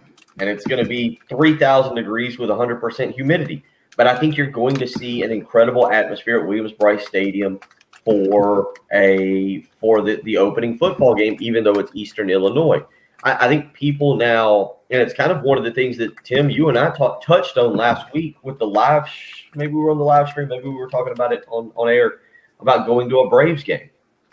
And you talk about taking your boys to Braves game. I mentioned it a few weeks ago, the first night that they had, or it's the first weekend, but it was a Sunday night game that they had 100% capacity at Truist Park. And I was like, man, that looks awesome. And yesterday, for a lot of people, you have not been able to go and experience a full capacity. You probably haven't been able to go and experience a full capacity office if you're going back yet. Maybe some of you are.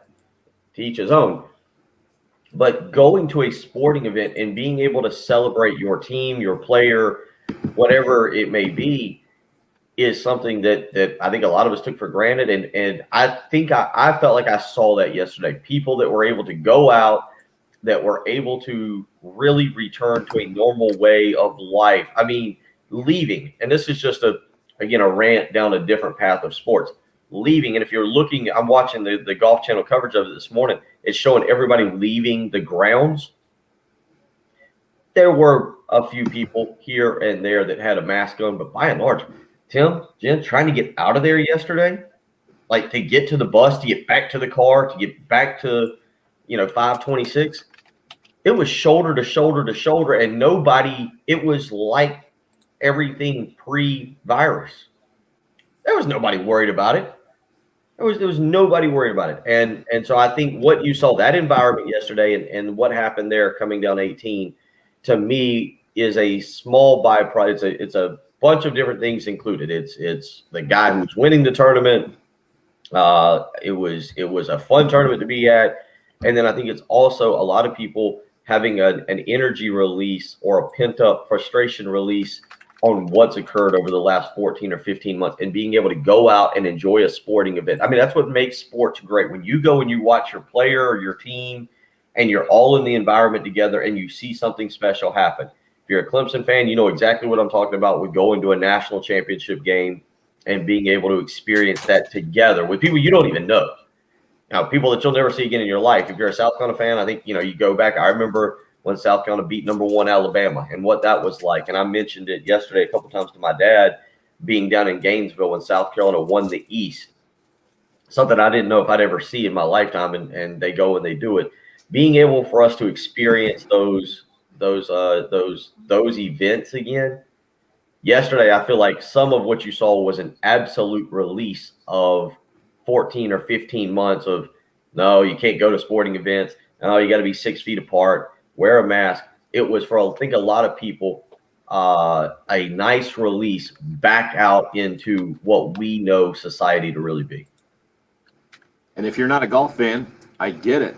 But the significance of yesterday and what you're talking about, Phil, kind of transcends golf. And Phil Mickelson is not just a good golfer. He is the sport's best personality. Would you agree? Best or biggest, either way you want to put it. A guy, I mean, the people's champion, I think is how you put it. We've seen a couple of texts here talking about like he was, this is Hot Sauce Ross, thought the crowd behind Phil Mickelson was like a modern day version of Arnie's Army, talking about Arnold Palmer. And I think Phil Mickelson comes across at 50 years old as that kind of guy. You see him all over the place. Hadn't won a major since 2013. 50 years old, 11 months and 7 days, which is more than 2 years older than the oldest major champion. And didn't do it by being a crafty old guy. He did it by just doing everything better than everybody. Hit the longest drive of the tournament on number 16. This what 70th hole of the championship. Outdrives Bryson DeChambeau by a few yards. Incredible. And especially for a guy known for his coming up close and not being able to close the deal in U.S. Opens so many times, to have the lead going into the final round and then to close the door like he did yesterday, even though he loses the lead immediately on the first hole when he bogeys and Koepka birdies. And doing it, going against Koepka in the same group, Bill, I think was probably the most impressive part to me. Scott Van Pelt from ESPN put it great, the best way I think anybody could put it. It's like taking on Koepka, who just stares through your soul and does not care about you. And we know him as that guy.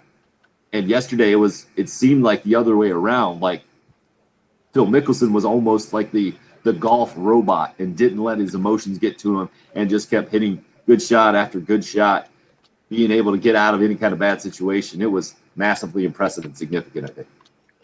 Yeah, I mean, I think in terms of the reaction that you saw from the fans on 18, I don't think that many other players, if any, would have brought that out. I think that there are certain players, say Rory McIlroy,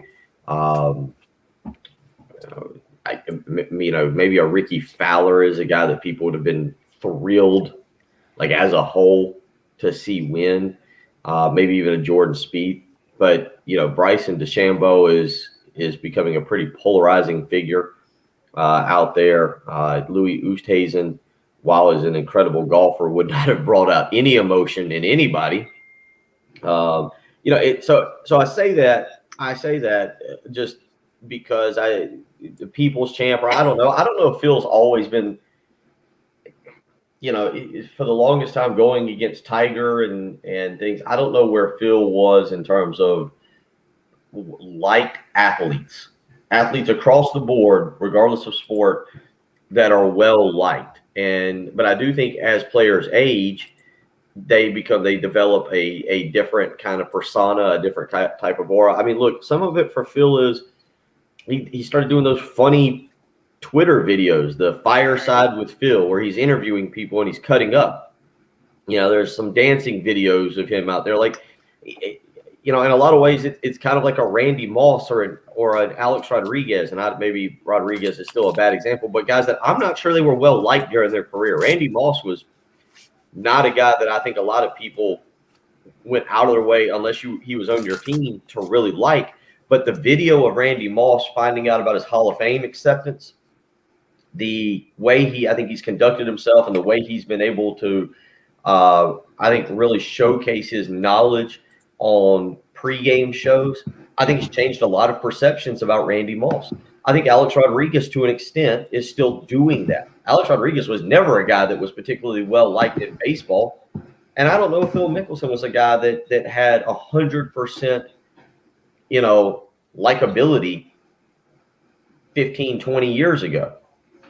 But when you get older, you start doing some of these things that he's doing. I think it changes dramatically how we view people. And yesterday, certainly, Phil is probably the one guy that was out there on the course yesterday or in this tournament that was going to get that reaction. And again, I think some of it as people go back to the ballparks, as they go back to the arenas, there is that element that we've been missing that I don't think a lot of people realized they were missing quite as much.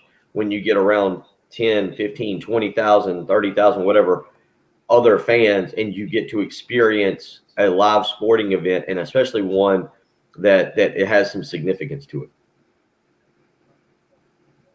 Alan hits us up on the YouTube live stream. I think the PGA did a poor job of security in protecting the players. That guy jumping on Phil's back was ridiculous. Jen, that's where you were talking about earlier that you felt, I don't know, nervous for the players or anxious. It's just, again, it's not that getting out of control. Yeah, they weren't. I don't think they were really trying to be mean, but I think just in the excitement, people just get kind of amped up, and something like that where somebody's jumping. I mean, they should never have had access to lay a finger on them, let alone. I'll say this: it's being there, and I didn't see how it started down the fairway. I don't think in a million years, and for whatever reason, you said, well, they should have been more prepared or whatever. You know, you obviously there's a lot of different ways we could phrase it and say it. They didn't think that people would rush the course like that. And obviously they didn't, because they didn't have enough security. But I also mean, like, they really didn't see any of that coming. I mean, there was kind of almost in a way, it was a complete miss of what the environment was going to be. And I think, again, some of it, you can't convince me otherwise. Some of it was maybe not having done this for the last 15 months. And I think some of it was the energy. I'll say this. Last week when they announced capacity for 100% capacity, not for Founders Park, but for Williams-Brice Stadium, those people I was talking to was like, man, I don't care what happens. I'm not missing the opening game. I haven't been able to go to a football game in that atmosphere, and I didn't realize how much I miss it. And to watch the team run out to 2001 and to see everything that goes along, not just the game itself, but everything there. And because I've watched golf on television for the last year. We've all watched golf. Being able to go there, to be a part of it, to see that person live. And Phil Mickelson's one of those golfers that interacts with the crowd. Like, as he's going down the fairway, like, he kind of, there's certain golfers that they're cold and they're focused, and understandably so. Tiger Woods was that way. There's nothing wrong with it. But they are so focused on the job at hand that they don't even know a crowd is there. Well, Phil Mickelson's not that guy. And the funny one also is Bryson DeChambeau. Bryson will talk to anybody about anything. Now, he's pretty much going to talk to you about his golf shot. If you're standing around, I watched that twice yesterday. I don't know whether he's talking to the air and people are around, or his caddy, or just he's talking out loud. But Phil is one of those guys who interacts with the crowd. And so that draws the crowd in, and they feel a connection to him. And I'm not trying to make excuses for the security in any way, shape, or form, but you could tell as things were building on 18, they weren't prepared. It was like, yeah, it's fine. These people will adhere to this tiny yellow rope and won't rush it. And that was clearly not what was going to happen. It was just too much, I think, pent up excitement. And again, with it being Mickelson, and like you guys said before, no one else would have generated that kind of excitement and that kind of momentum. So I think this was kind of an anomaly. Yeah, it was. Craig comes with Facebook Live, said Spieth or Rory would have had that kind of crowd. It's just different, right? Because even your thought process, Bill, about going, wasn't it largely based on Phil Mickelson making history? That was a small part of it. I think more of it was sticking around to watch it. Had it been, and I'll give you a perfect example. And I like Jordan Spieth and I like Rory McIlroy a lot, and I would have loved to have seen both win. I wouldn't have stuck around to the end. I wouldn't have fought the crowd that was going to encompass 18, because think about how a golf tournament ends. And it was fun. It was interesting just because I've never paid attention in the manner that I did yesterday. And the way that the Ocean Course is set up, where, as soon as you walk in, to your left is the front nine, to your right is the back nine. So as I was coming off the back nine and the players were going, as I was coming off the front nine and the players were going to the back nine, this mass of people is shifting to that side of the course. So now, I don't know what they had yesterday. 20. They say 10,000. I can tell you it wasn't 10,000, but whatever they had, all shifted to one side of the course. And you're saying it was more than 10,000, right? I mean, I'm never good at the jelly beans in the jar game. I always stunk at that in kindergarten, first and second grade. But I mean, you could see the crowd, and so think about how a golf tournament ends, where all those people now are wrapped around one hole. And you have a situation like that. But I don't think that you would have seen that kind of reaction had it been Jordan Spieth or Rory McIlroy or Bryson DeChambeau. I think what you would have seen is my phone goes crazy and makes weird noises. But I think what you would have seen was people like me who enjoyed the game, who enjoyed the tournament, would have left early to try and beat the traffic. Let's get another opinion. Love Chevy phone lines. Barron would like to weigh in this morning on the historic win for Phil Mickelson. Good morning, sir. Hey, guys, I love your show. I love everything you said. Let me just say this. I've been watching golf since Moby Dick was a mama. But nobody has loved in golf like, Phil Mickelson, and nobody expected him to win. We were all on the phone, and that first time that he lost the lead there, I said, well, the wheels came off. We've seen him blow 100 tournaments, doing something crazy. He did not do that. And that's while this bedlam took place at the end, a dream came true for everybody. It was just a history. Seeing history made a 51-year-old almost a month away from 51. But, see this guy take on the best in the world, probably Kemke. And even though his knee was, bound up and he was having a problem with his right knee, but we figured that it was about 6 strokes before it's over. But magic started happening. And more and more magic. And I was standing in front of the TV myself, I have to admit. It was just one of those things, if you watch it, you saw history. It'll never happen again. No one ever will win a tournament like that at that age. Barron, That's all I got to say, but thank you for having me on. before you go, Barron, where do you put that in all-time wins? I put it number 3, behind Tiger winning the Masters in 2019, behind Nicklaus winning the Masters in 86. Now, the age and the competition and that was a very difficult course. Let me tell you something. This is number one of all time, and the people there felt the same thing. I love Tiger, and I watched the whole thing when he won the Masters. But Koepka missed a 5-foot with a tied Tiger. It was just kind of a freak thing. Tiger won that, but I love Tiger. But let me tell you something. This yesterday, it is something for history. And as time goes by, it'll get bigger and bigger. And no one can believe Koepka didn't win that. I mean, magic happened. It was his day. He did not make a mistake. Made one little mistake. They lost the lead at first. But Phil tries crazy stuff. Like, I think there's a couple of golfers will do crazy. Spieth will try something crazy and lose a stroke, and then. But yesterday he stayed true to the course. That's why everybody was so shocked that he held on and won that thing. It was a miracle, and they watched the miracle. That's why they went nuts. I think the audience. Thank you, Barron. Appreciate the phone call. 803-404-6100. I'm not going to argue with you. You want to put that at the top of your list? I totally get it. It was amazing in so many different ways. Phil Mickelson winning the PGA Championship, first major since 2013, 15 years after he won his first PGA Championship, his 6th major total.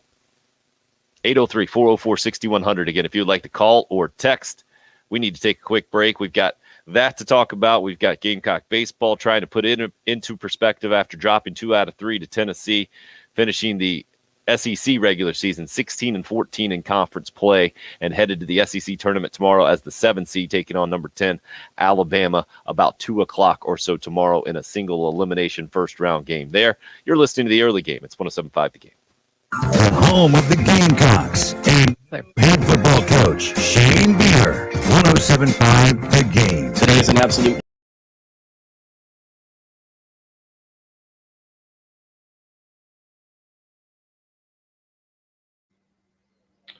Numbers for this week: 93, 93, 95, 96, 95.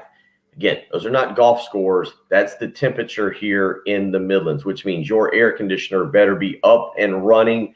And if you've got any questions whatsoever, if you're a little concerned, if it's been making a noise, maybe it hadn't been heating or cooling the way it needed to the last month or two, don't hesitate. Get AAA Heating and Air out to your house today. Family-run business. Roy and Dana Finley are fantastic people. They'll send out one of their great technicians. Billy Smith is the one that came and took care of me, and most importantly, made sure my heating and air unit was working properly, because I want that air part working not just this week, but over the next several months. It looks like we're about to have a very hot summer. You need to make sure your air conditioner unit is working. And here's the catch.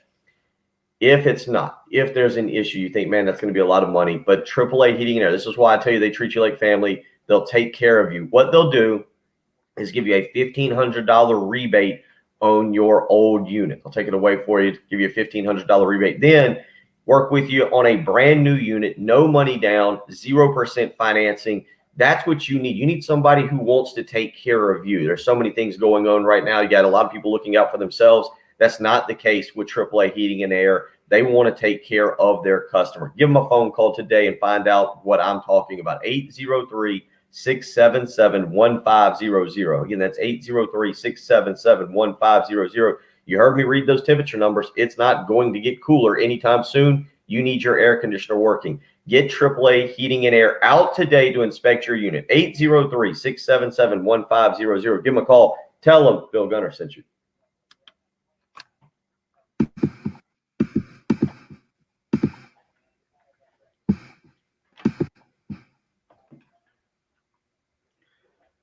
Oh. Yep, that's I don't know. That was the Hank Aaron treatment times about 5,000. See, I still haven't seen that, the jumping on his back or whatever y'all were talking about. Just think someone kind of glanced off of him. I was, again, chasing around the 1-year-old at that point, too, like glancing it every time around. I mean, the only way I can kind of describe it is something like out of World War Z, where the zombies just start running everywhere, and you're just like, you just kind of join in, because it was like just complete chaos as to, and I mean, I think the way it sprung way down on the end of the fairway, it's like security took off running to take care of that, only to turn around and see the other wall crack, you know, the where we were at just crash, and they were like, man, I don't know. The perimeter was breached. We got outflanked.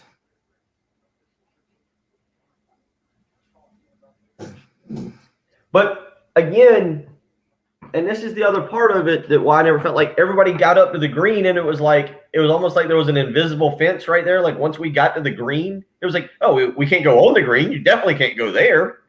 The green set up its own fake perimeter, huh? Invisible perimeter.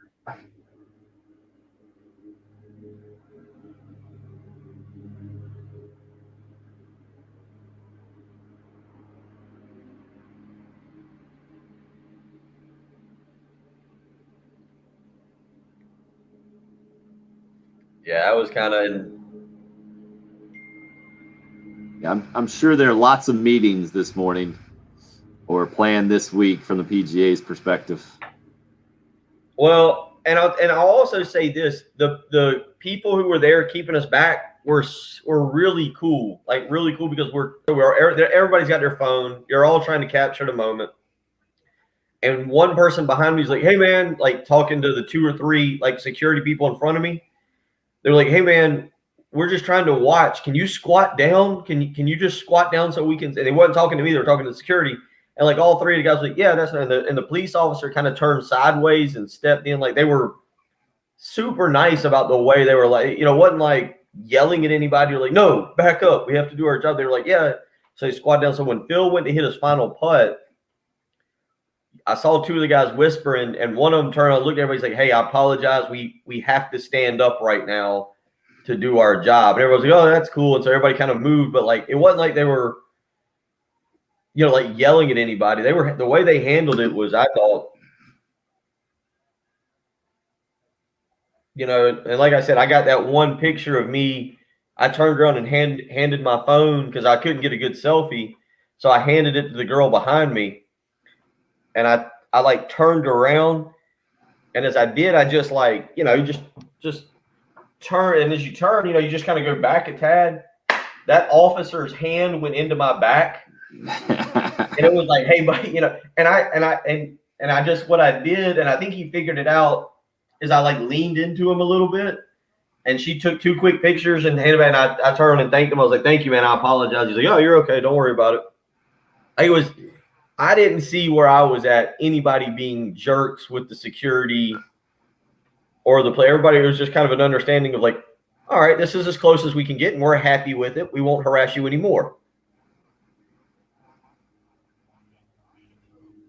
Well, compared to some other events too, I'd say the dynamic of the crowd is just different. Yeah. Right.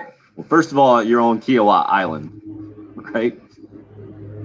Yeah. Which is just a different place to be in the world.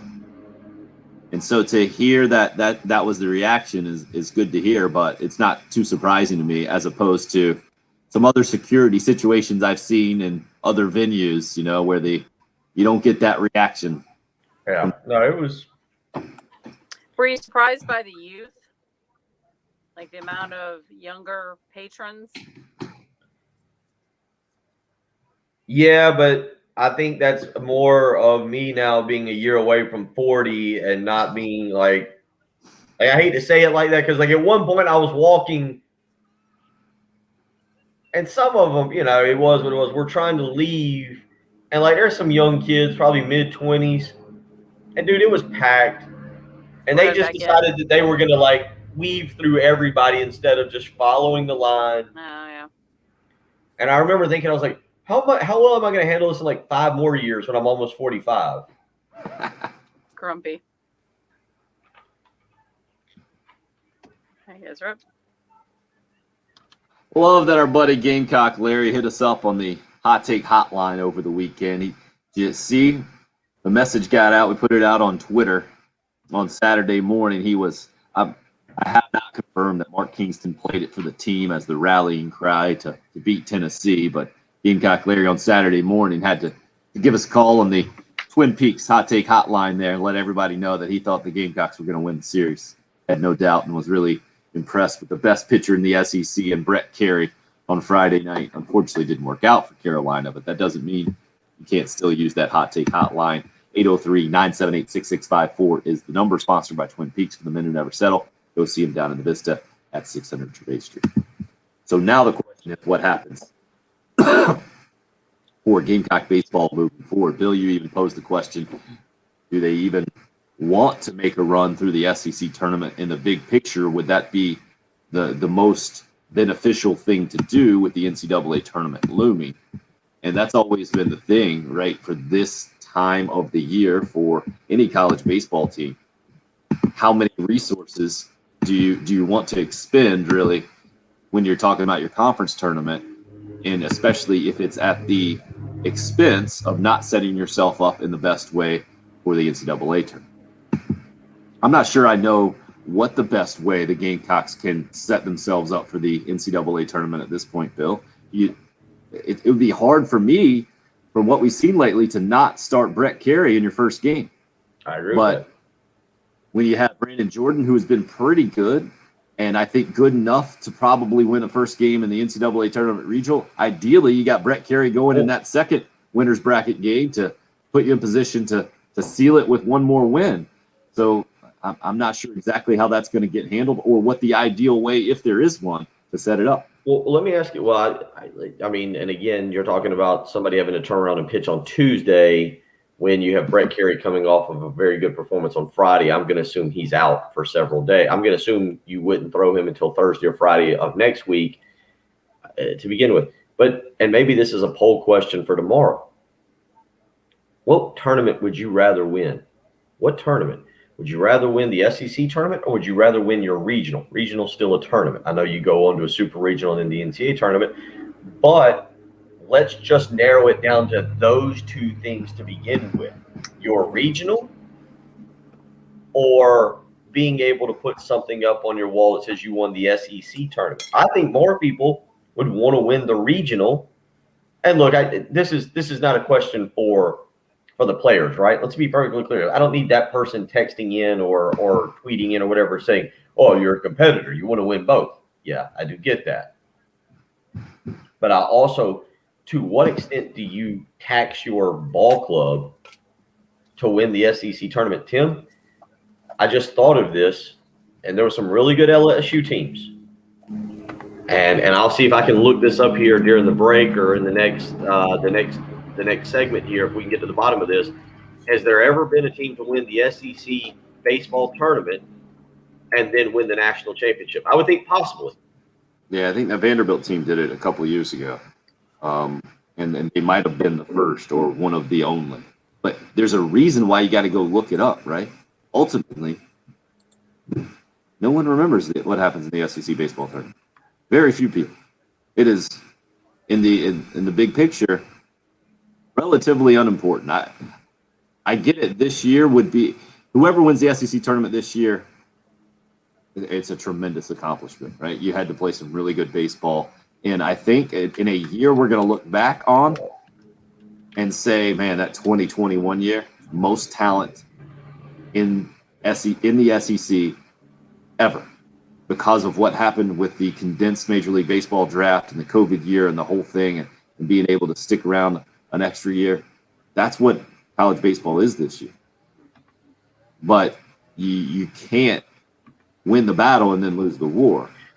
That's what Ray Tanner, I always thought, was a master of setting things up for his team to have the most success in the most important games, which wasn't the SEC tournament. They tried to win them. They went down there, but they weren't going to try to win those games and then, burn the whole thing down, if you know what I'm saying, about the master plan to go have NCAA tournament success. So just to answer that, as we look up, do a quick research, that has actually happened 3 times this century. LSU's done it twice, 2000 and 2009, and then, as you mentioned, Vanderbilt did it in 2019. Now, one part about that we all agree on is if you can win the SEC tournament, you are more than good enough to go and win a national championship. So I get that. I think the question that we have is, at this point, what exactly do you do for this particular baseball team, for this South Carolina baseball team? And so, you can go and possibly make a run through the SEC tournament. I liked South Carolina on Friday night. They won the ball game. I didn't like them on Saturday. They had an opportunity to win. They don't get the job done. They had a good rally there. Obviously, they were down 5-1, I think was the biggest deficit. But how exactly does Mark Kingston elect to play this? And I think somebody just hit us up, said Will Sanders will be the guy on Tuesday afternoon. That's obviously a good player to go with, good pitcher to go with. But I don't know how much you tax a guy like a Brett Carey or an Andrew Peters or your bullpen to a certain extent, more of giving them a little bit more time to rest and heal and then prepare yourself. Because, again, I don't think – here's the big question. Here's the big thing. Does winning – I think to host a regional, they got to win the entire thing, Tim. I feel like this thing is set. To host a regional, they've got to win the entire SEC tournament. So I don't know if there's any difference in being eliminated early or being eliminated on the final day. To me, it's a matter of getting your team ready for what is important for South Carolina baseball as a whole, and that's always the NCAA tournament. It'll be interesting. From an RPI standpoint, the Gamecocks down to 14 after dropping 2 out of 3 to Tennessee over the weekend. From a ranking standpoint, Hope hits us up and says that the Gamecocks dropped out of the D1Baseball.com poll completely. I'm double checking that now, and Carolina at number 25. I think overall, the Gamecocks did drop out along with Michigan and UCLA. Carolina was 21 last week in the D1Baseball.com. How much that has to do with what the NCAA decides to do, and again, Carolina could still host a regional and be a 2-seed. That's a possibility. With the facility, obviously, at Founders Park, now 100% capacity, how that could affect how the NCAA decides to set the regionals. That might be one of the ways they figure out that you can actually match up a couple of SEC teams couple of SEC hosted regionals. If you have one of them as a 2 seed, I don't know. Why you shaking your head at? No, I pulled up the D1 baseball poll. This is the most recent. South Carolina, you said, was 21, and they fall out.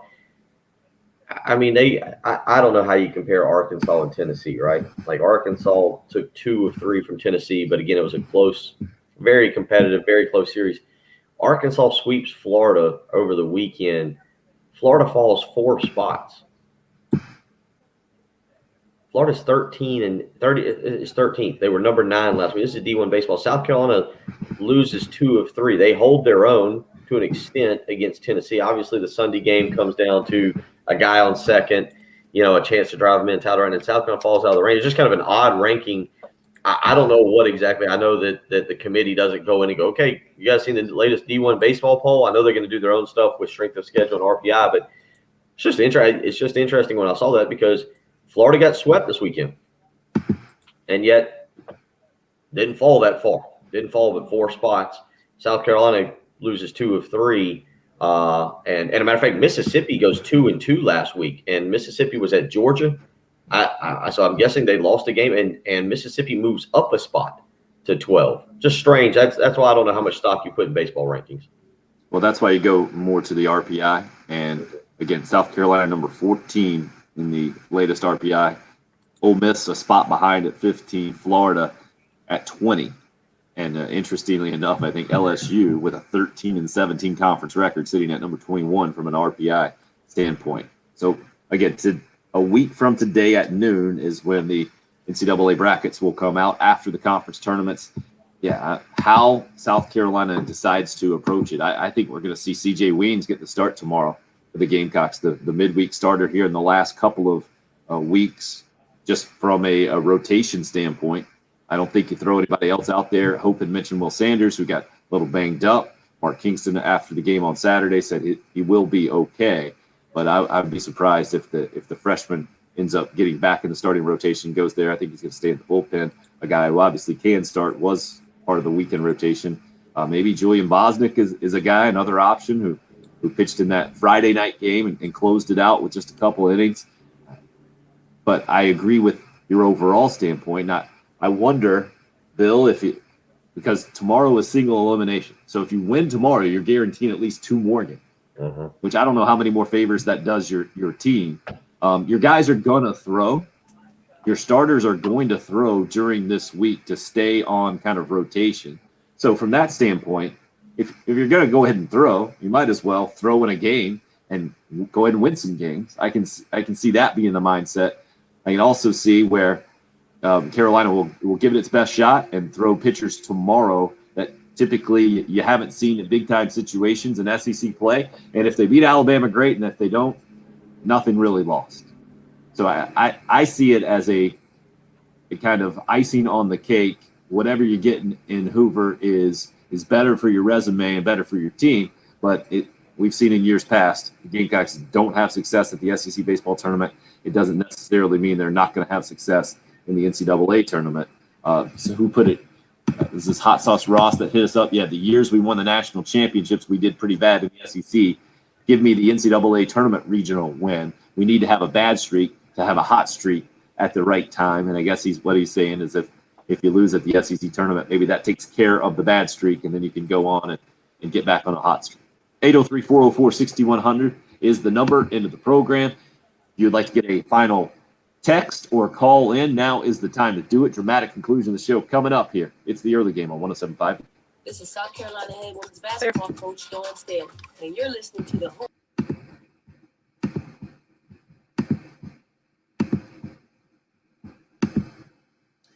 Need to tell you about Zero Res carpet and air duct cleaning. Get Zero Res out to your house. I can tell you from firsthand experience. They've been out to my house a couple of times. Done a great job cleaning my carpets. They've cleaned an area rug for me, freshened up the tiles in both the kitchen and the bathroom.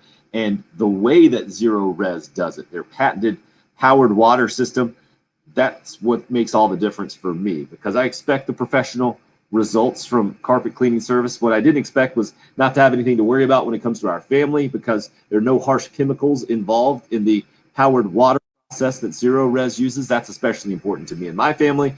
Got the 1-year-old. I mentioned is just running me around all over the place these days. He's also all over the floors and picking stuff up and putting it in the mouth. And well, no harsh chemicals. That means a lot to us. Also, no leftover soapy residue. That's why my carpets have stayed cleaner longer. Yours can as well. And they've got a great deal for you at Zero Res right now. 3 rooms of carpet cleaned, only $119 plus a free hallway. When you mention me, Tim Hill, get your house looking its best, feeling its best with Zero Res carpet and air duct cleaning as the summer starts to kick off. ZeroResColumbia.com. You can book your appointment today. Give them a call at 803-262-4020. That's Zero Res. Spell it backwards or forwards. It's the right way to clean.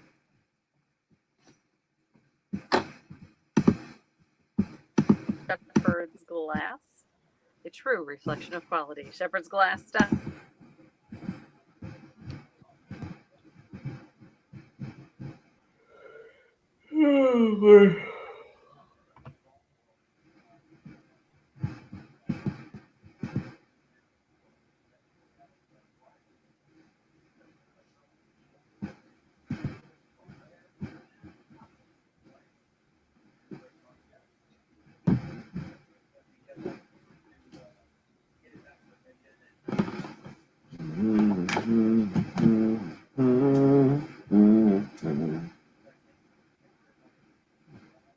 Bacon cheese breakfast sandwich plus small seasoning. Just $3.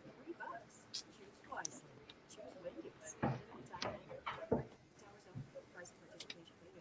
Hey, if you've got a hole in your roof or you need a whole new roof, you need to call Midstate Roofing. I hear you, Mark. For nearly a quarter of a century, Midstate Roofing has established its reputation as the leader in the roofing industry.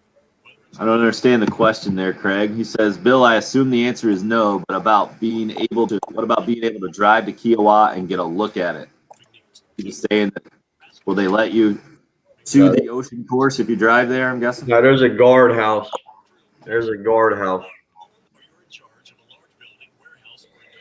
My great uncle used to have a house down there when I was growing up.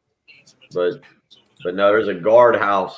There's a guardhouse to go out. Because you go to the island, it's a roundabout, and you go left to go to the ocean course. And I don't know, maybe a mile, maybe less than a mile. There's a guardhouse you'd have to go through. It's kind of the same as going to Harbor Town. I've never actually been to Harbor Town without going to the golf event, and so now that I say it out loud, there's a guardhouse there. I guess you can just drive through the guardhouse, but it doesn't. Kiowa doesn't have shops like Harbor Town does. Right.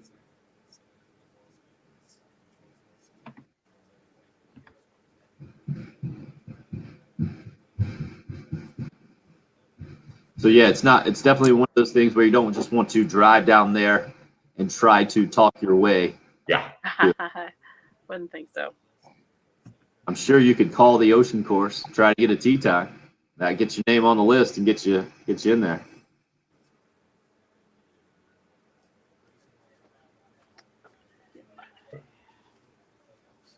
Oh wow, that is cool that they did a tribute. Sorry about your loss.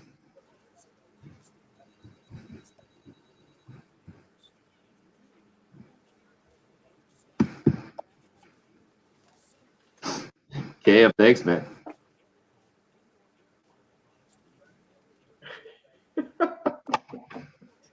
I didn't realize this. Jim Nance reported in 2012 that an alligator ate 2 CBS microphones during the tournament. That's awesome. Wow. But the bean counters love that one. We're heading back in.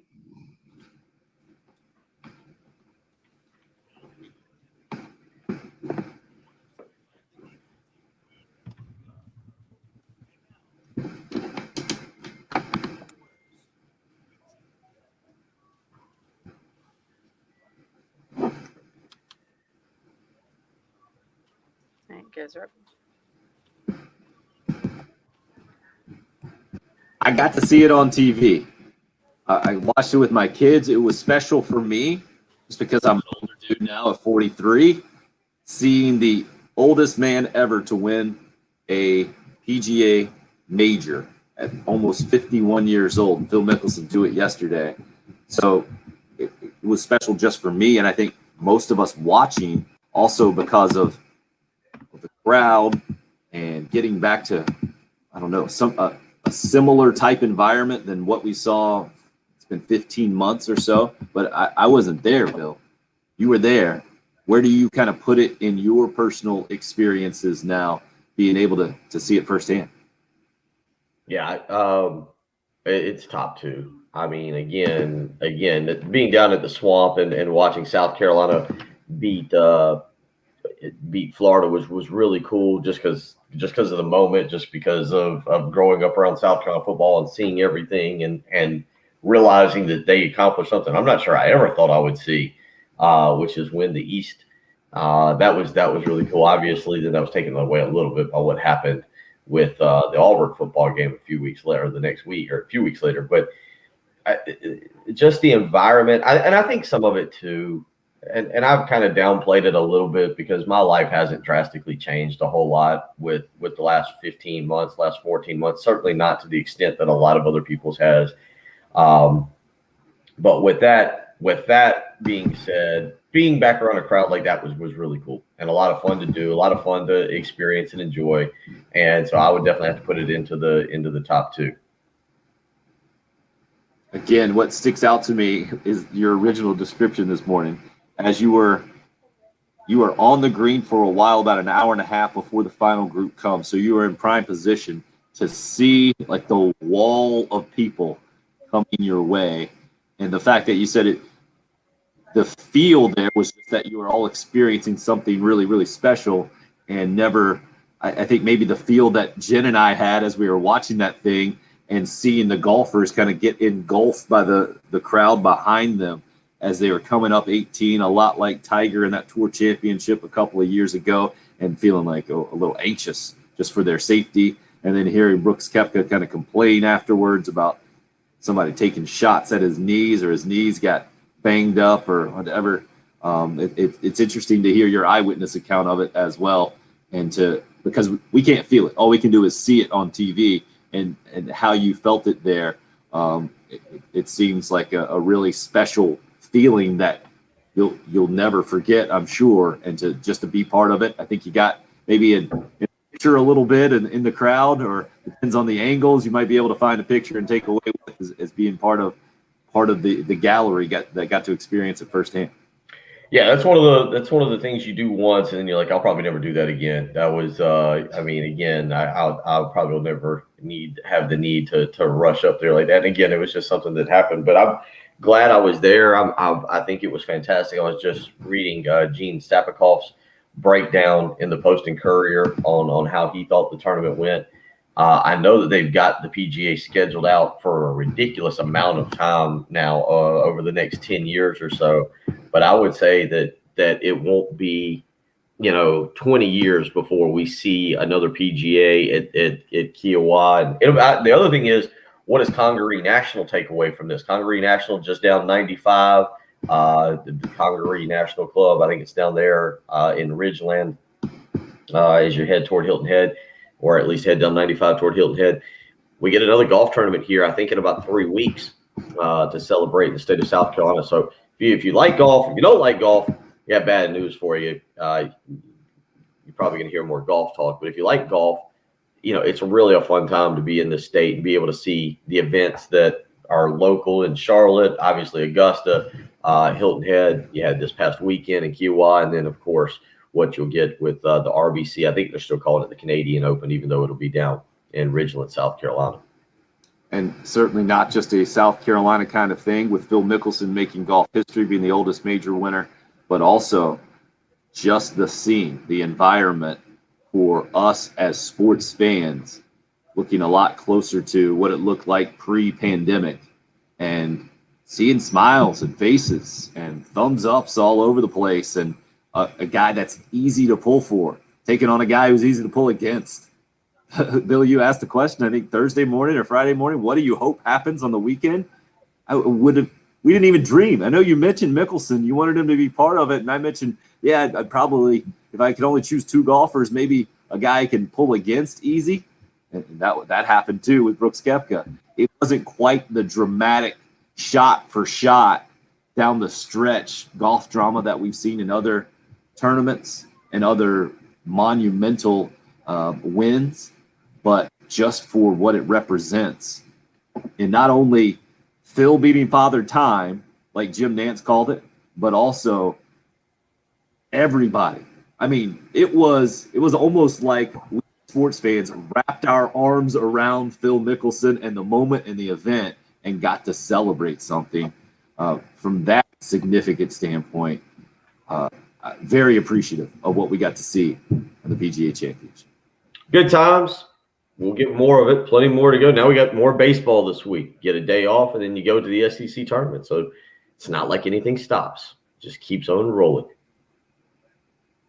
Thanks for participating in today's program, listening on the live video stream sponsored by Buford Lending, listening and watching there, just listening on the radio, the audio stream, however you did it. We appreciate you being a part of the early game, even if you're complaining this Monday morning.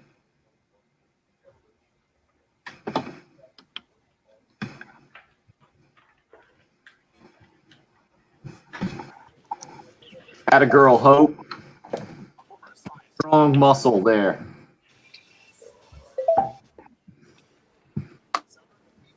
Oh, Phil, good luck recovering, sir, after the trip. yeah, it'll be a nap day and probably a good dinner. That's probably the strategy there. Not a McDonald's chicken sandwich. Great, everybody. Have a great day. We'll see you in the morning. Thanks for checking out the live stream.